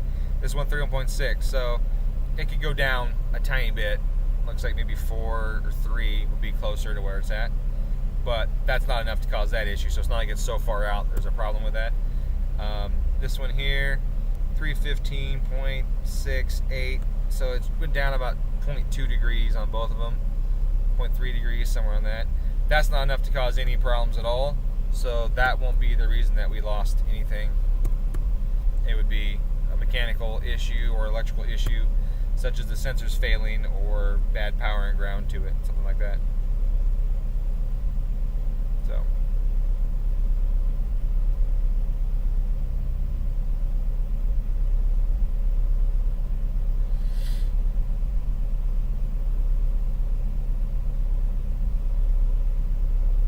oh, that's interesting. Did I just set that? Now it says it's 0.6. Double check that again. Show me 2. 315.8. For right hand. Why would it say it's just fixed at 0.5? It's the same value.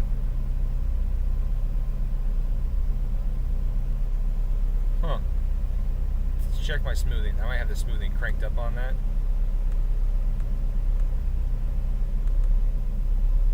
6. No, just 6.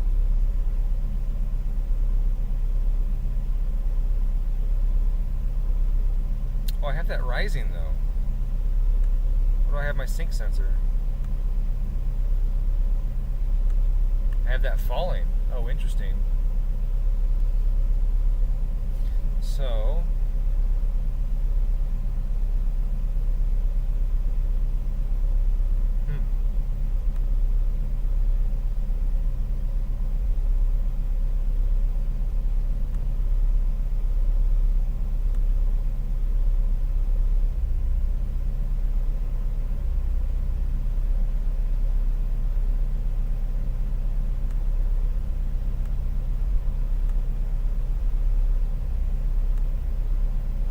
was it 1 or 2? What did I set that on?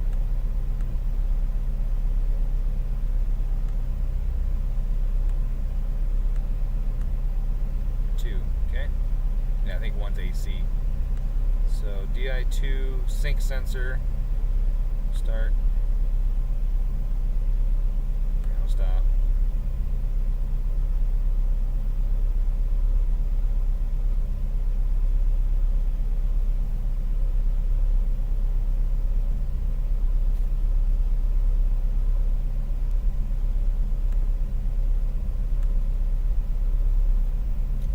Interesting. I've got 2 very different voltages on these sensors.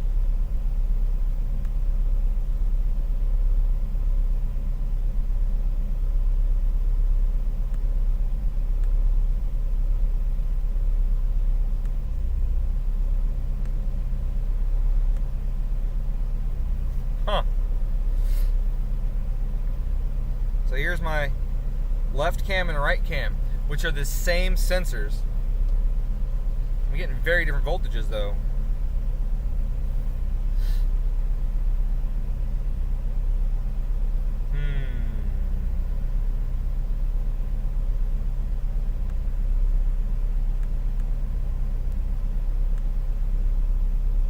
Look at that.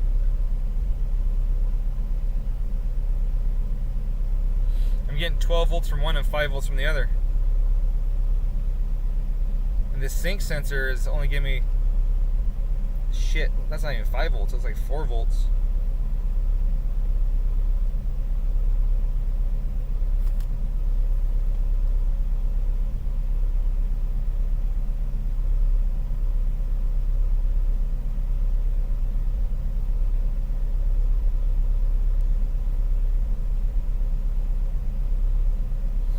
Wait, hold on a second.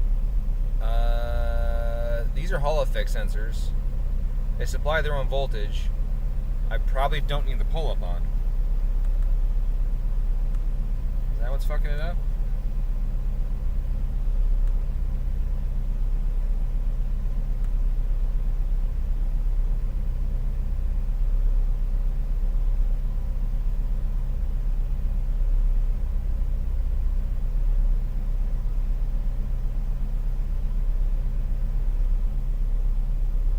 Yeah, no, it's definitely over the 2 volt threshold. Now I have nothing. I have no output without the pull-up on there, which is weird though, because a Hall effect is not. Huh.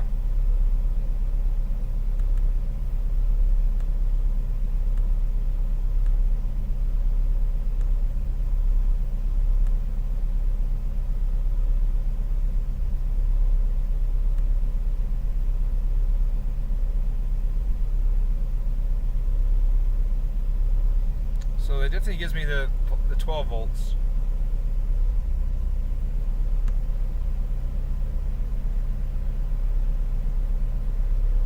No, I know. I was just seeing what was going on, because typically you're supposed to only get a 5 volt signal out of a Hall effect.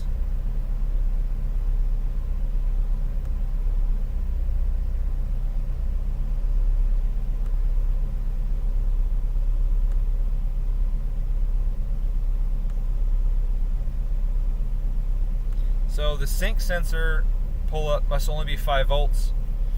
It must be using a 5 volt pull-up on the sync because it's a Hall effect. And DI12 is using a 12 volt pull-up because it's a standard DI input. So that must be what it is. If I turn this off, then it should die, right? Yup.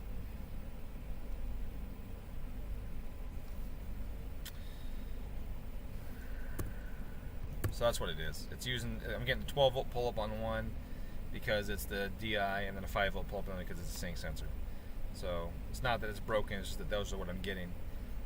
That being said, the one that's the 5 volt is the one that's giving me the issue, but it's still above the threshold, so it shouldn't be a problem.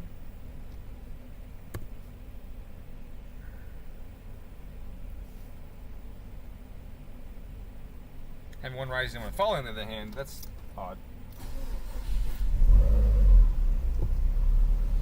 Alright, so we're going to go back to the cam stuff.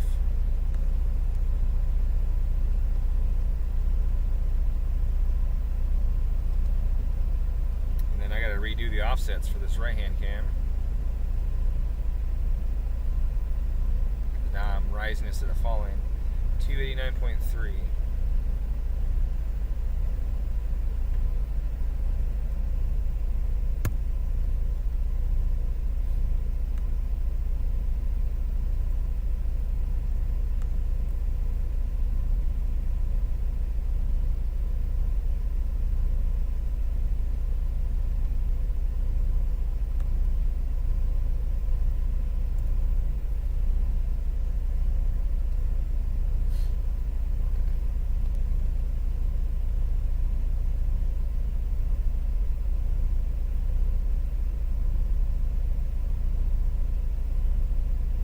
a big filter. Yes, the other one's fine.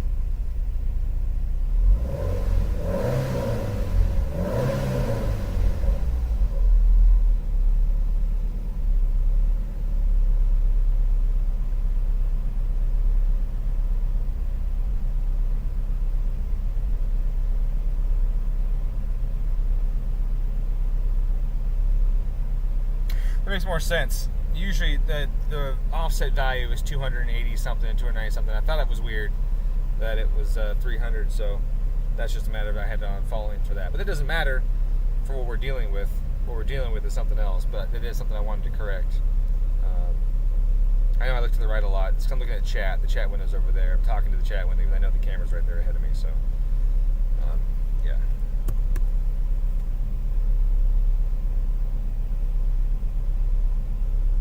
There we go. Now things are updating quickly. I like that. Cool. Well, it doesn't fix the sync issue.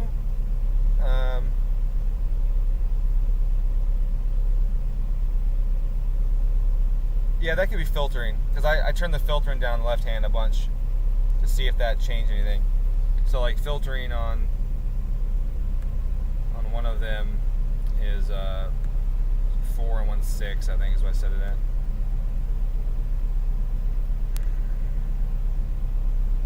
So this one sits 6, and then this one is at 4. So it's gonna have different filtering. I can bump it up higher, and that may or may not help or hurt.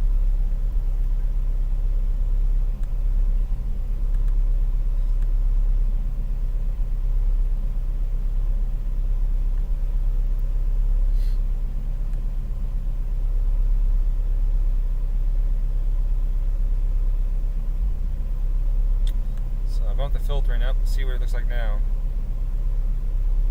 Still pretty active, both of them. It's hard to say which was more active at that point. They're pretty much the same.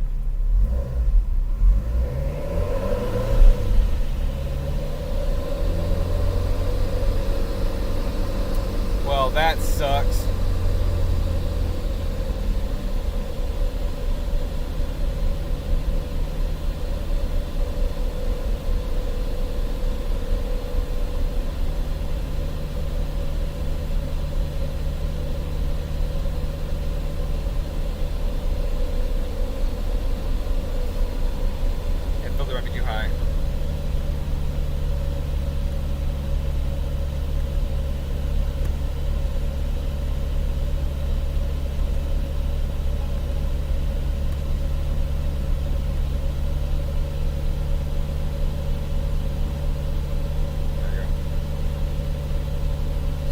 So filtering was too high, so what it was doing was slowing down the feedback. So the system was responding to the value that it wasn't seeing. Yeah, by having high filtering, the PID system had a higher sample rate than it was getting reports of cam position. So I put it on 10 filtering to see what it would do, and obviously it did that. It's not good, but now the PID system is now at a lower sampling value than the reporting position of the cams, and so there it goes, it fixed itself. So yeah, too much filtering. I mean, you can see now the target and positions of both are pretty freaking close.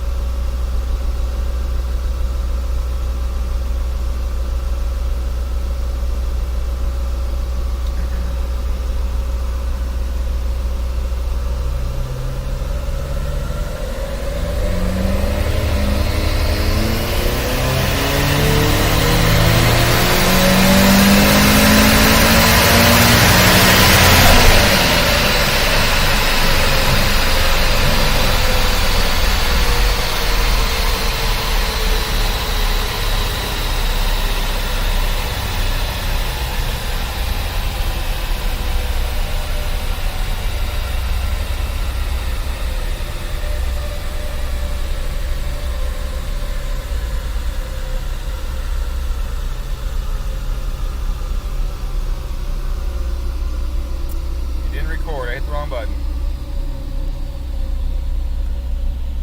I didn't get that load.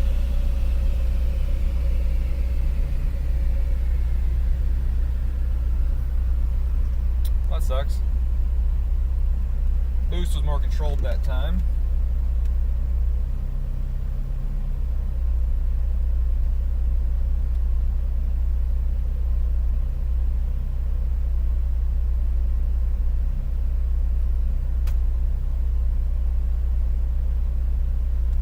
And blow through the target like I did last time.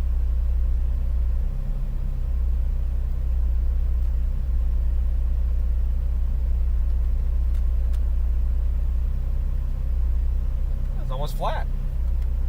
Boost was almost flat that time. That's pretty good.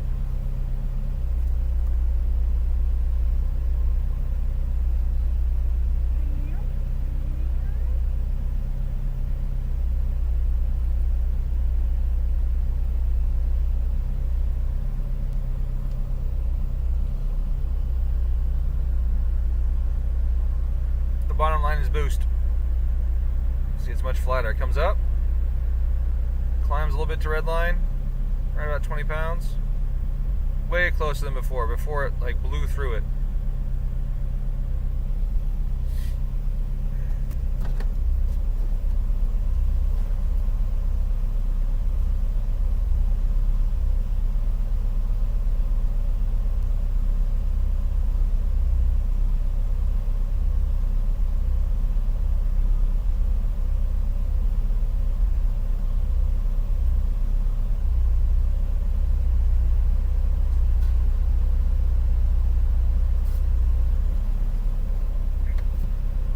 See how long that lasts.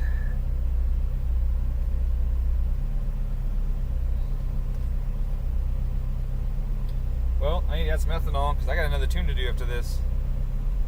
I think we're pretty good on pump for now, which is good because the gas light is on. CS, management, scope, anticipated, constant blower manifold, tunnel ring, makes my part everywhere. Why blower to far too short.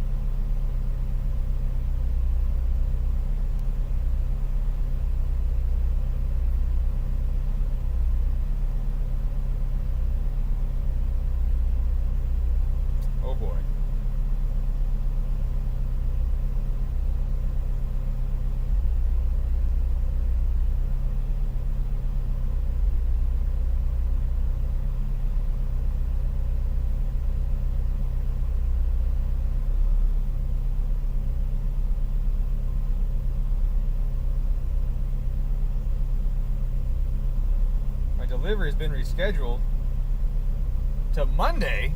Motherfuckers. Alright. I gotta keep up on those work emails. There's too many of them all the time. Well, this log is worthless because I didn't catch the run. That table worked out a lot better. So I guess I'll do one more. I don't want to keep doing polls because the gas light's on. I'm not gonna do the pole. That's pump gas. We'll save all the fun for ethanol. If the owner wants more power on pump gas, he can turn it up.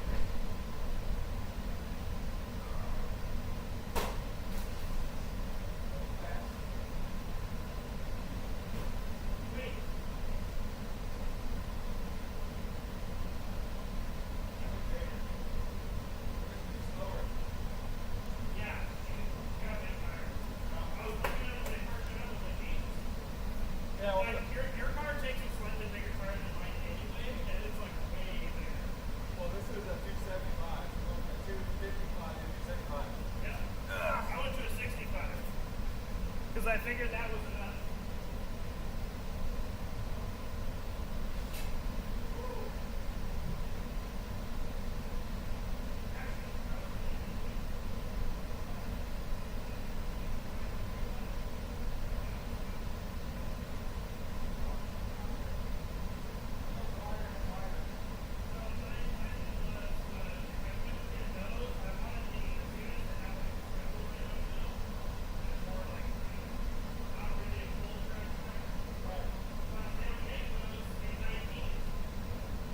Oh, because they're for drifters and shit.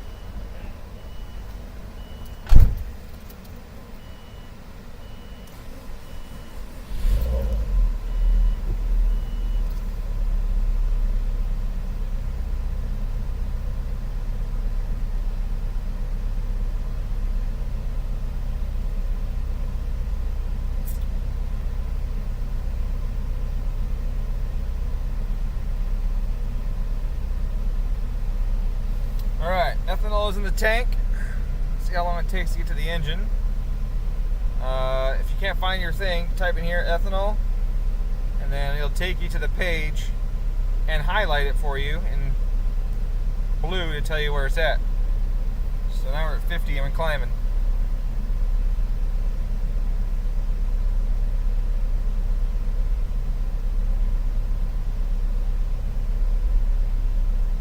It's a really cool feature.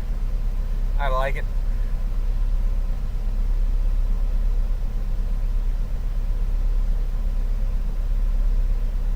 What kind of corrections we got? It's adding 11%. That's interesting. It's supposed to compensate for the change in ethanol by itself. It says stoic AFR is richening up, as it should. Fuel density should be going up as well. I might have added too much to that table. Might have made it too heavy at the higher concentrations.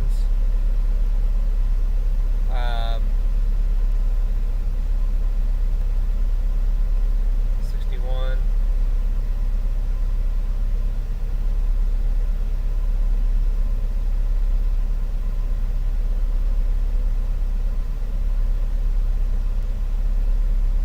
EGTs are dropping some.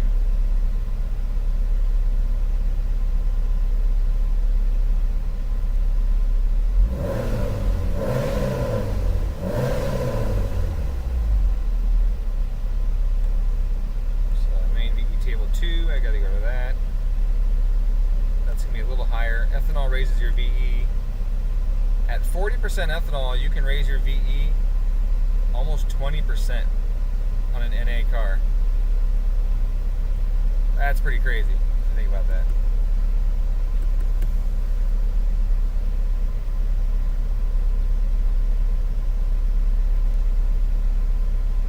I still got a 7% correction though across the board. Yes, sir. I got the front cylinder's going to one, the back cylinder's going to another.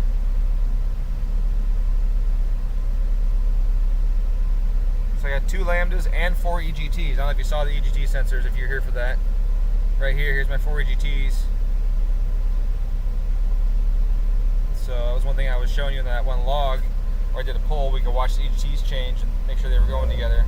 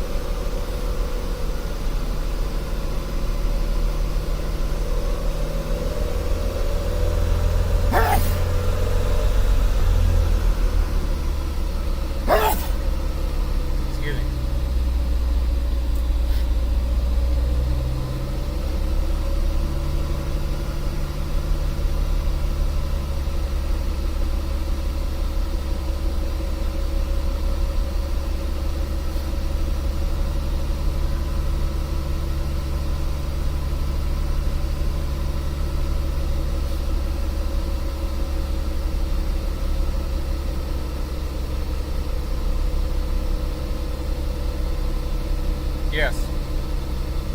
Yeah, I got map pressure and compensation for both lambda sensors.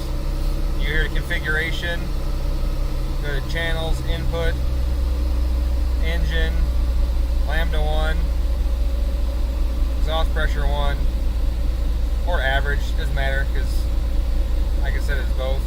This is the advanced sensor. And it'll do the compensation. Oh, that reminds me, you told me I should change something. You wanted me to change something. What was it? You wanted me to do this as the same one as the other one, so it would just be accurate across the board.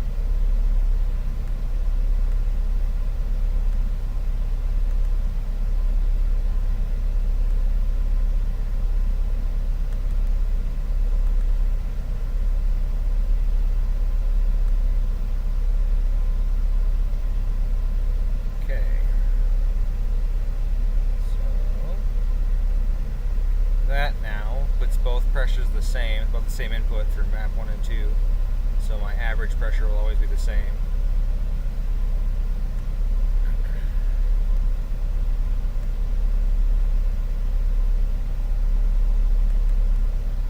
So I can make it 1, I can make it 2, I can make it average, whatever I want, so then there's no errors in that.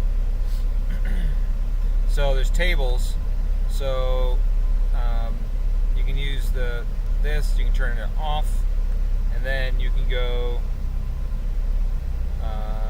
where's it at? Up here to,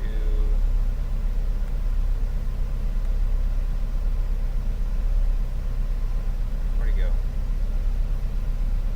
Lambda wideband. Oh, here, internal control, and you can activate EMAP correction calculated, or you can make a table. So it's calculated because the ECU already knows. 4. The ECU already has tables for this exact sensor, so it knows what the calculation is supposed to be. They're going to need your card here in a second. If you want to pull it up. Are they done with yours already? What's that? They're done with yours already? Yeah. Here, want to do it? You just pull it up behind the trailer. They'll do it all. Want to grab it? Huh? Want to do it? I'm a little dirty. Oh, okay. It is pretty clean. So I was like, I would have just came and asked for keys. Kevin,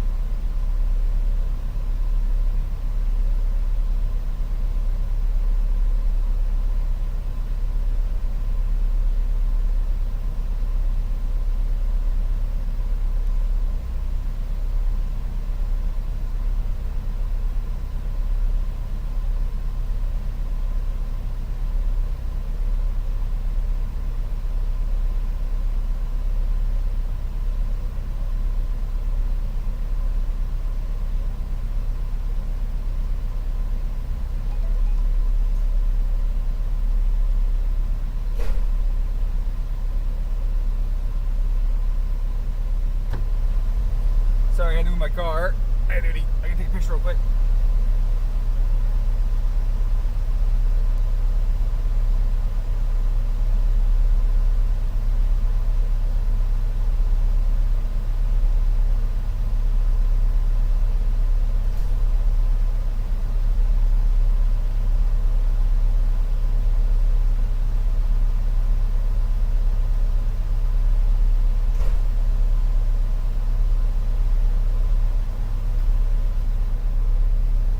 Man, Travis been texting me all kinds of sexting me.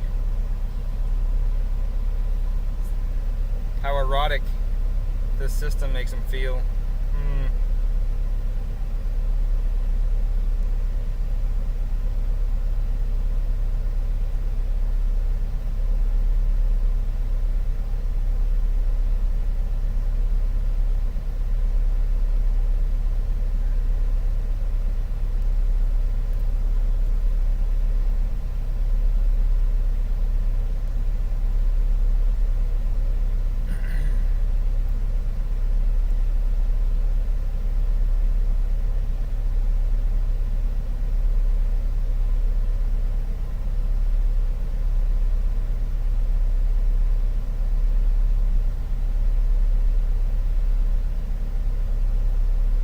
Dirty boy. Alright, let's see here. Dirty white boy.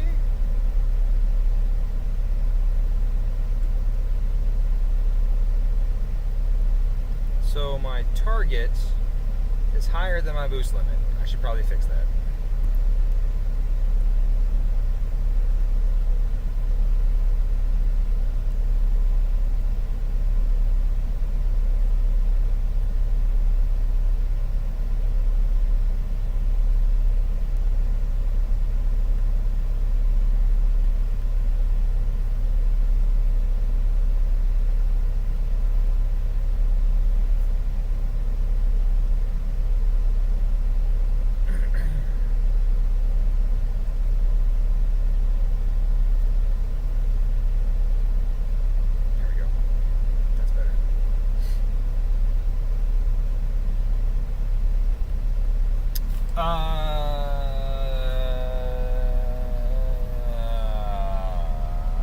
No.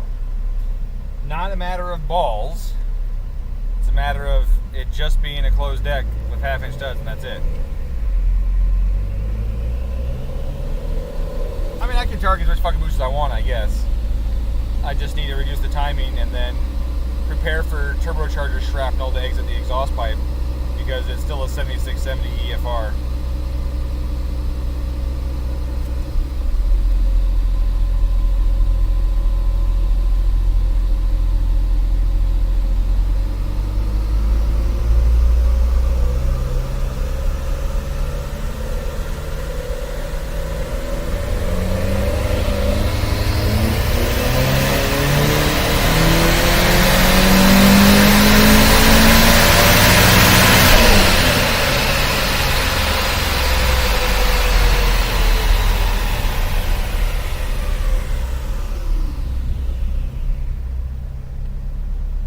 Okay, so the boost was more peppy, came in earlier, and therefore created some oscillations.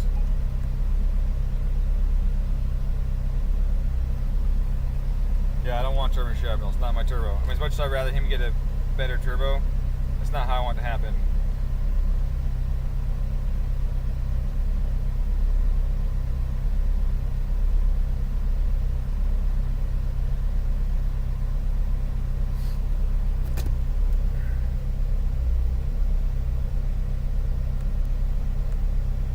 Boost target didn't go up at all with the ethanol concentration, so either I forgot to turn that up, or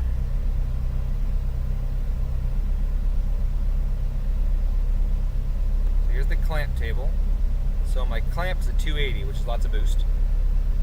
Target table 1 is for non-ethanols. Target table 2 is for all the ethanols. But that's weird, it didn't go up.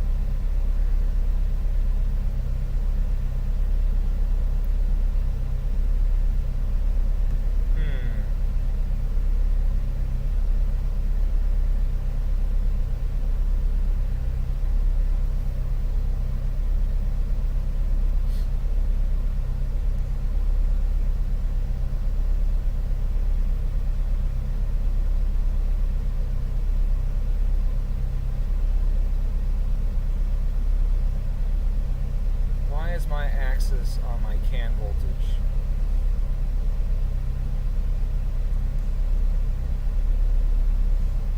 That's supposed to be my target offset table. This one. Right there.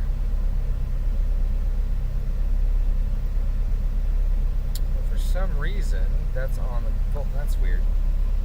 That's not supposed to be that. I don't remember changing that.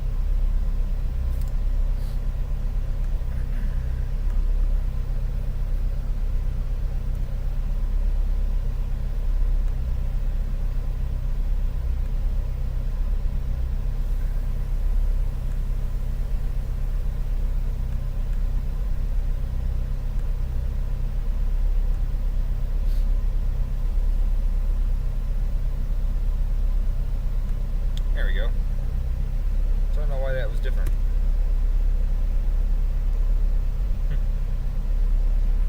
Weird.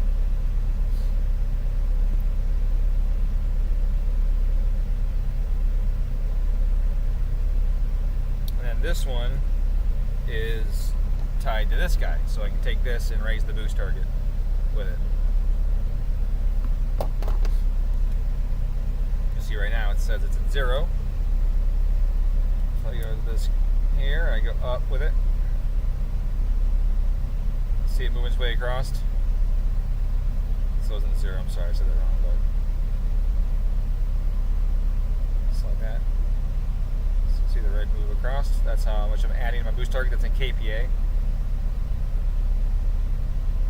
That's only 7.5 PSI from bottom to top right there. Not a big change because also first time setting it up. I don't want to go crazy with it yet.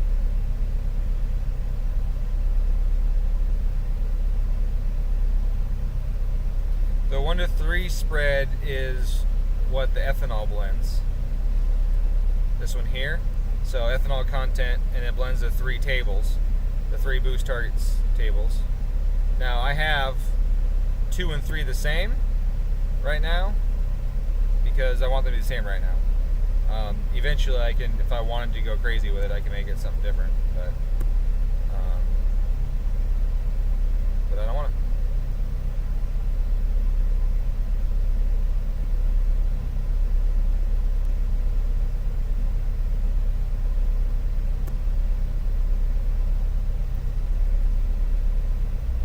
I should do one based on ethanol down low to compensate for how much faster turbo spools on ethanol. So I can take this guy and enable this axis and say I do ethanol content and clear generate, there we go. And then this one, do engine speed. Say 1500, 500, and generate like that. That's not high enough. Let's go 2000. There we go. Hit OK. And then what I can do is at high ethanol content, at the lower RPM, or right where that transition happens, I can just knock a few percent off if I want. Just a few percent down low to keep it from overshooting its target a bunch.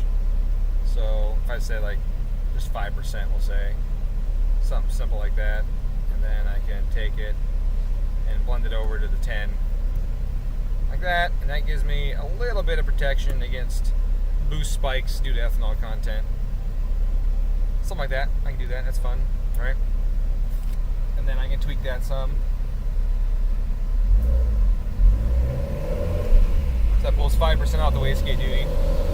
And really, I don't gotta do it even down here at the bottom because that just impacts spool. I can do it in just the region where the overshoot is about to happen or potentially gonna happen. Most likely, just do that. And that'll pop it down some. Soften the hit.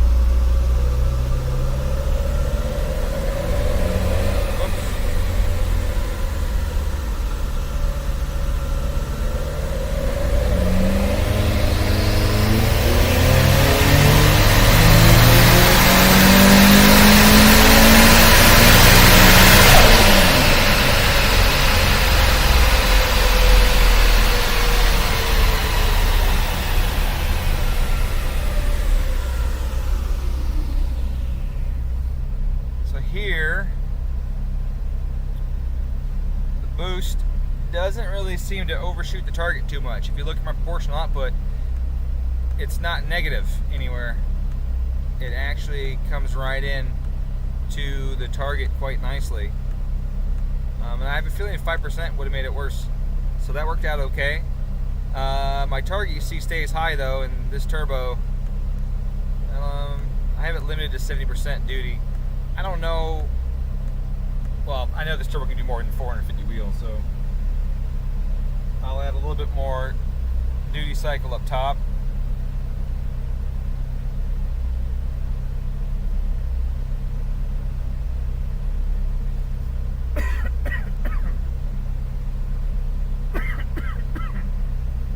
See if we get the boost to come in a little, or stay in a little longer. Everything's quiet on the knocker in front. Ignition timing. That's pretty safe. Safe and conservative there. I mean, shoot, 11. 11 at peak boost. It's 20, 25-ish. That's not crazy safe, but it's ethanol.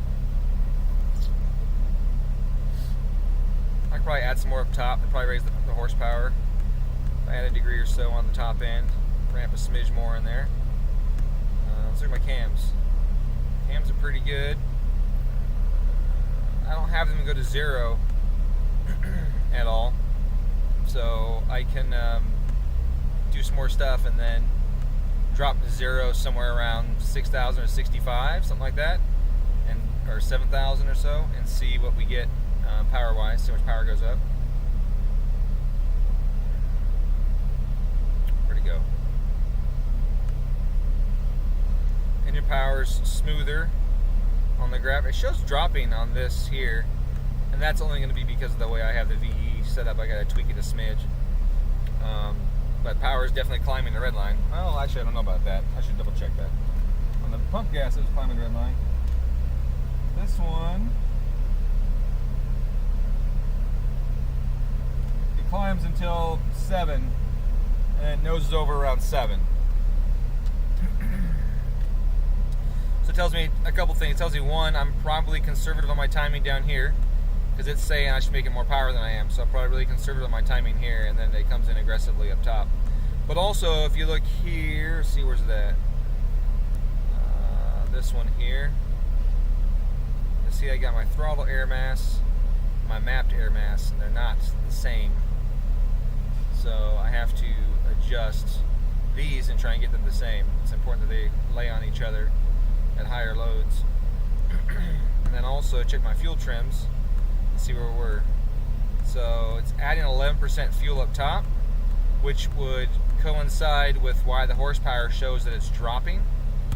It shows a dropping horsepower because it thinks the VE is actually what's programmed in here, but clearly it's 11% low on the VE in this area. Also in this area, I think I'm only using speed density at this point in time. I will be going to the TMAF once I get calibrated, but up here, speed density, not TMAF, so all of it's based on the VE table at that point. So the VE table, let's go to logging here, let's pick a point where we got a big correction, 11% on both, and then look down here, 91, that's on the pump gas VE, 96. So remember when I said at 40% ethanol you can get like a 20% increase in VE? Well, this thing is already set to be 5-ish. What was it? What was the other one? 91, 5% higher, and still not enough. Well, 5% isn't 20, right? So we can raise this. We're definitely getting improved VE on this engine. Where else is it low, actually? Logging. What's up? Hey, boss. This thing fast? I mean, the dyno graph's right there. This. 450 right now, I think. Was that what this is? The blue? 420, yeah, 450, yeah. Okay. What turbo? 7670 EFR. Okay. 65 pound turbo. Yeah. So 650 horse turbo. You know, $4 grand. No, 38 full boost. Power. Full boost at this boost levels later because I got it softened in, but $4 grand, 4100. 41, yeah, that's good. Yeah. How you doing? I'm alright. Getting better. You feeling better? Yeah. That's good. So boost is dropping like crazy up top. So let's do VE2. I'm gonna add some.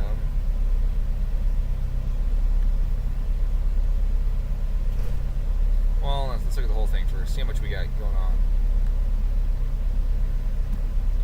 We got 3% to 6%, 3%, 5%.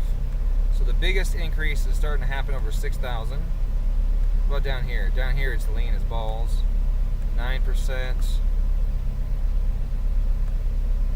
11% right there. Let's see where that's at. So 11% right here. So I'll bump this one up. Whoopsie.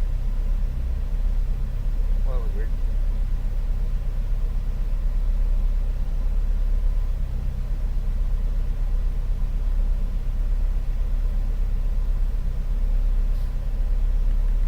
And then as our RPM climbed, it got leaner. And we were where? So up here we were down there. Alright?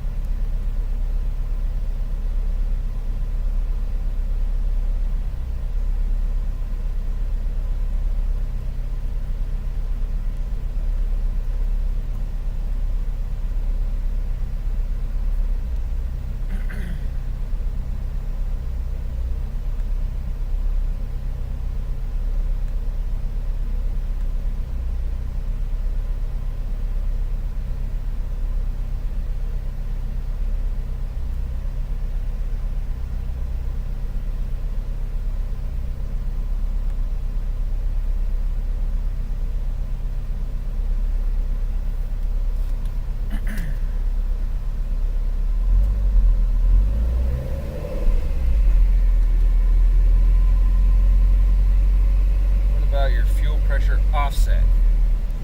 That fight the short term. It's pulling and fuel trim is adding. What do you mean? Oh, are you saying my fuel trim offset incorrect? I don't think I can adjust that. I think that one's all computer.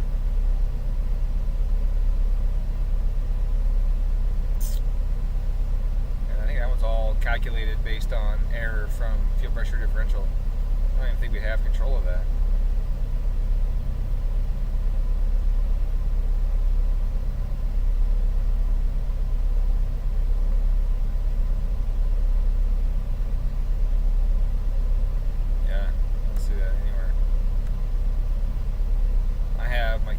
Stoichiometric table. I have fuel density table, which could be off a little bit. Oh, I'm right at 50C. I should double check something. Hold on a second. I got some data on that from Anton.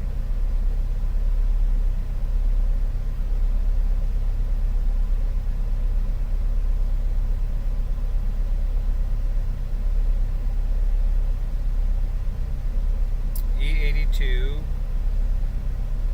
at 50C is 760. What do I got? Ethanol, I got it way high. So that's why it's adding a lot of fuel there too, because this is just way too aggressive. Do I have...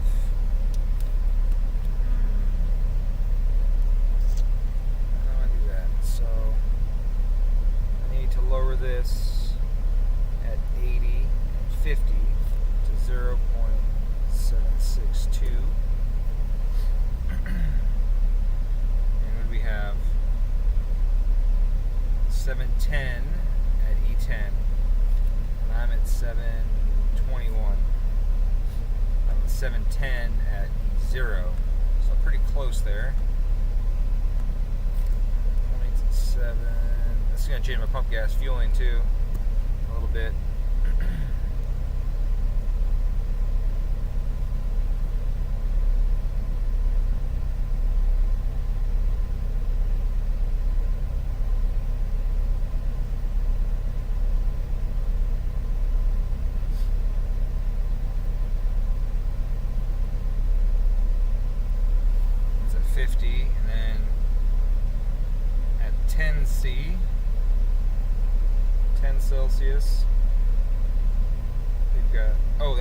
7. Okay, that's a little off.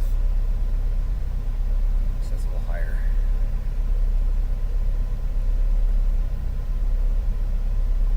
Like that. Okay, and then at 10C I got 730.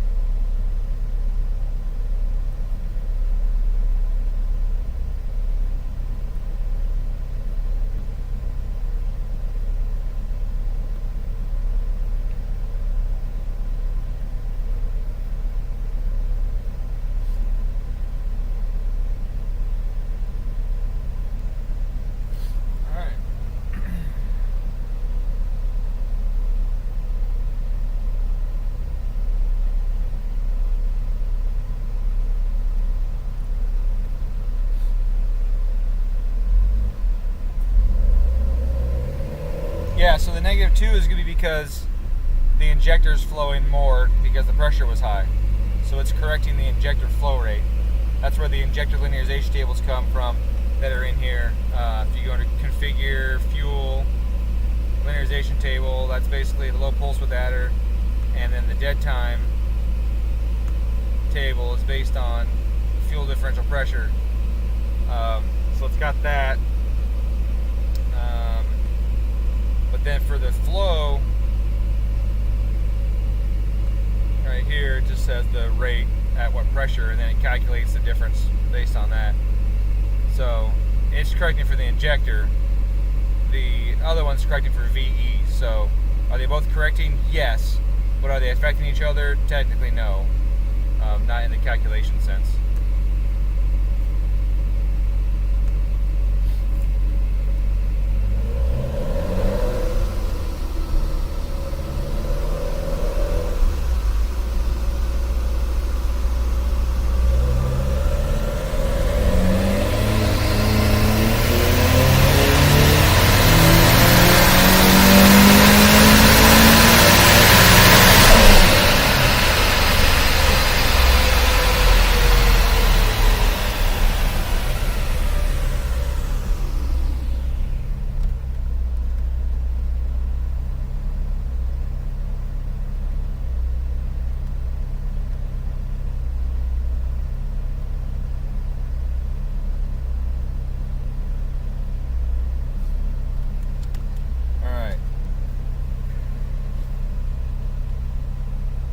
AFR target is still really rich.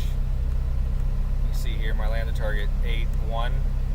For ethanol, that's pretty freaking rich. I didn't address boost at all yet because I want to fix the air fuels, but if you look at the correction now, I hate that. Look at the correction now, 2%, 3%, 2%. It's actually pulling at 8% right here on this one, this spot. Pulling on one bank and adding on the other, so it's pretty close there. Air fuels are quite a bit closer than they were, so that's good news. Boost is still a little wonky. I got some waves up here and here. Ignition is pretty conservative. I got 10 degrees right there, 19 up here, so still very conservative on the ignition front. Motherfucker. Engine's quiet, knock-wise. Power. See, power's not dropping as much anymore. By increasing the VE up top and getting rid of that trim, it shows that the power is going up more. Now, again, this is calculated power, but just to get an idea of how much closer it got there. Air mass calculation, it's way worse. So why is that? Oh, because I changed the difference pressure. It's way worse. So, tuning, engine, throttle body, throttle mass flow. This guy. Pretty sure I gotta go the other way. Try that. Okay, so then what? Timing, and then air fuel. So my Lambda target table, Lambda 2, says it's 839, and the Lambda that we were getting was not that. Our target that we were getting was leaner than this though. This is 7.7 on pump gas, so it's a little leaner.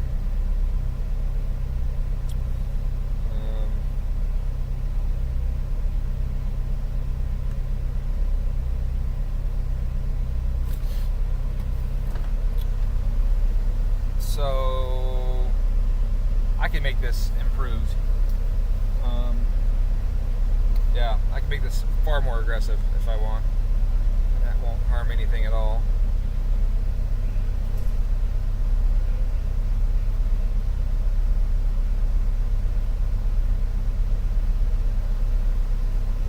I actually want this to be straight 2 for these two, like so.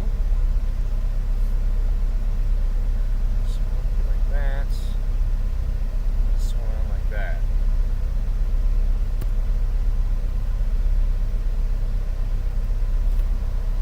Alright, back in a minute.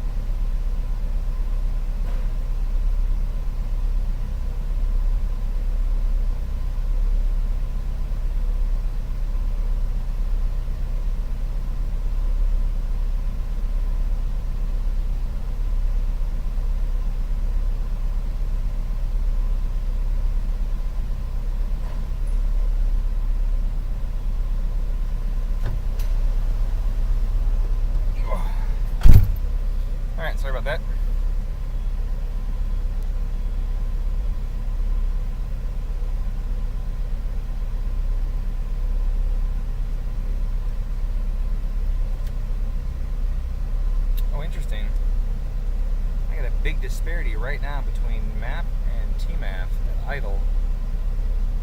Huh. Wonder why.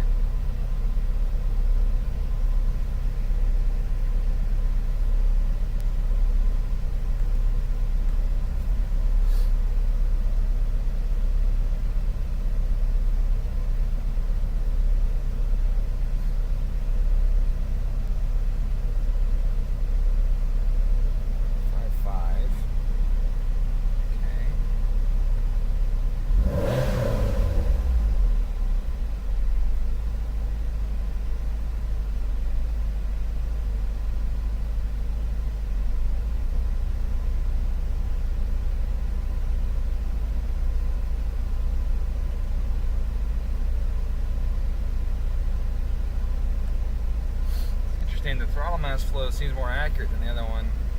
7 is way too high for idle.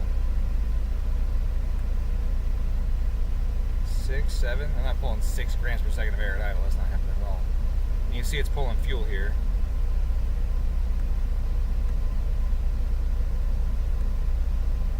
So I raised it earlier, but I had the fuel wrong. So I had to adjust the fuel again. Or once we adjusted the fuel mass, that changes this. There we go. Now we're closer. I like that. And our air fuel now is adding a whole 2%. So that's closer.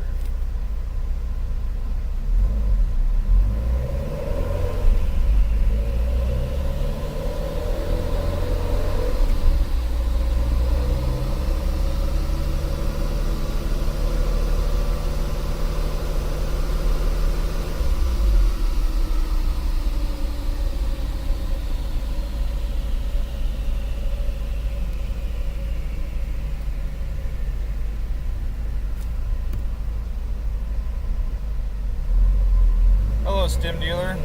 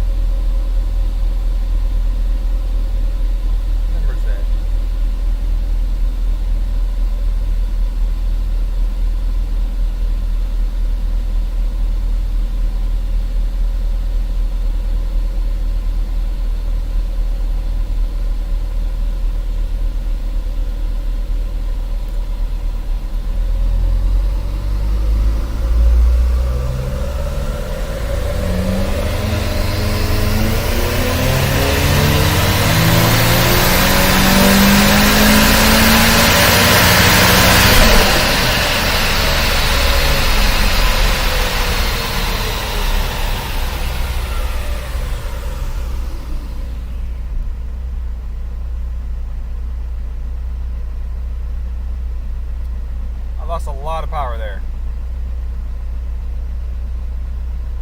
Like spinning rod bearing amount of power.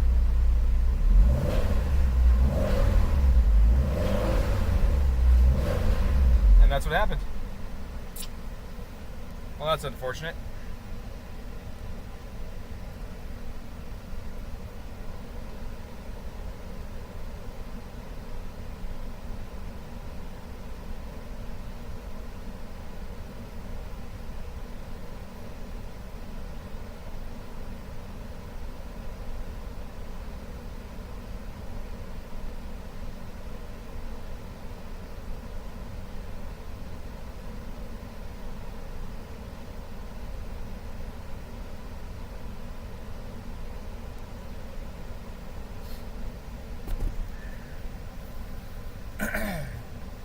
Well, you should rewind the stream because I did a bunch of stuff on the EMTron, and the engine just now spun a bearing, so it won't be any more displays of the EMTron's capability.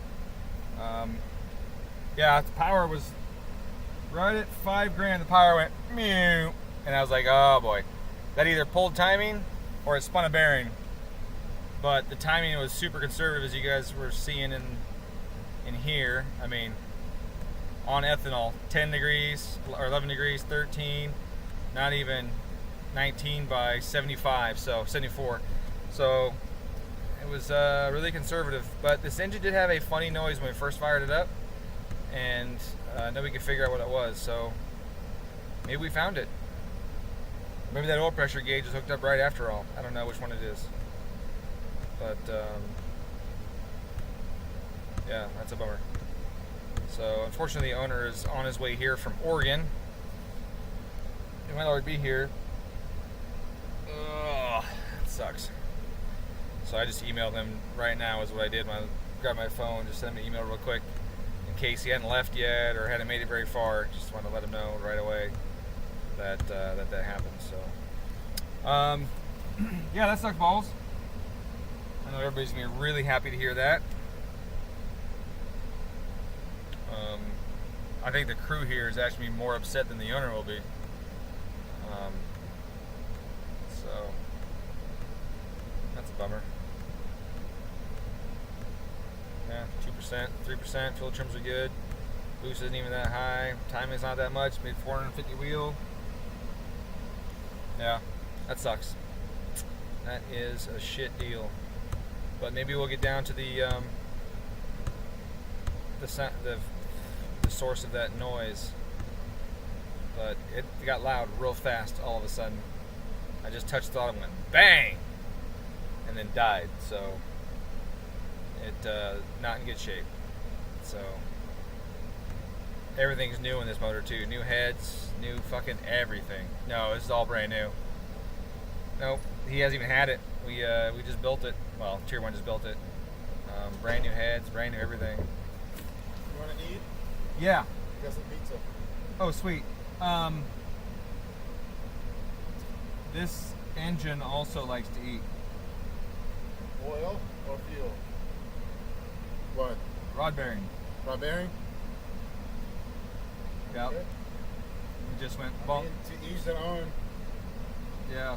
I know you're not part of it, so. How bad is it? It's really bad. It went aggressively on that last pull. Okay. And you don't like them on? No, I never saw the low like one. But it's like. Yeah.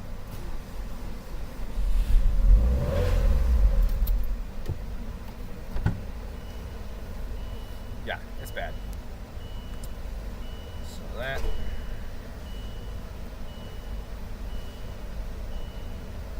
I mean, that noise could very well be the rod tapping the inside of the block. Like it was just that close. These newer rods are really big and fat, and sometimes there's just a little bit of a clearance issue. And I know that the guy that puts these together usually checks that because we had that issue a long time ago. So I'd only assume that he checked this time, but you know, maybe not. Maybe he didn't. So I don't know. That's a bummer. I'm really bummed out that I wanted to give this guy his car. Sucks. Sucks. So let's see, file saved with the ECU. That's good. So I can close this. Alright, well I guess that's it then. That concludes this stream. I'm gonna tune another car after eating some pizza. It's another 04 STI. It has a GTX 3582, I think. I think it's 3582. I don't think it's an 84RS. It might be 84RS. But the engine's not quite built strong enough for the full oomph that turbo has to provide, so I can't hit it as hard as that turbo can provide. It'll be on flex fuel. I think it's only got 1300s in it, so again, I'm going to run out of fuel and engine capability before running a turbo. But it's still going to scoot. It's still going to be fun.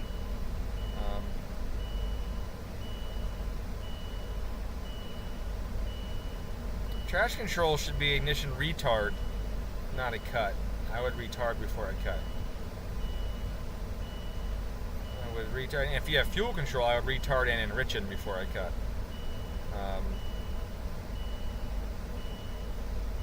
Traction control is just, I mean, the use of traction control is because the engine torque has exceeded the sliding coefficient or friction or static coefficient, and in terms of sliding, static coefficient of the tire to the asphalt. So if I just reduce the engine torque, then I can get below that coefficient again and regain traction. So I don't need to cut cylinders to do that. I can just retard. And it's usually pretty quick. Like I don't have to retard for 15 seconds, right? That's not going to be the case. And if it is, then whose fault is that? But even then, I mean, you sit on a launch control, anti-lag or whatever for a long period of time, so it ain't no thing. So I gotta go. This guy's done my tires on my car too. I gotta treat them, try and take my old tires because they're in really good shape. And I gotta pay him, so I gotta go, and I gotta go do all this crap. So thanks guys for coming around and sticking around. Those who did, I appreciate you and your time. And I'm gonna go eat some pizza, drown my sorrows in that, and then work on tuning another car. So have yourselves a good evening or a good afternoon, good days, good week. Still a few days of that left. And if you got any questions, you want to know about tuning some more or any of that, feel free to come by the Discord channel. Ask some questions, see what's going on, shoot with the guys. Shoot me an email if you want, whatever you want. Usually pretty available via email or Discord. I'm not very available via text message or Facebook. I can only give my attention to so many things at once. And so I've chosen the guys that are committed to the cause, they come to Discord, or the guys that spend the time to actually write an email are the ones I spend my time on. So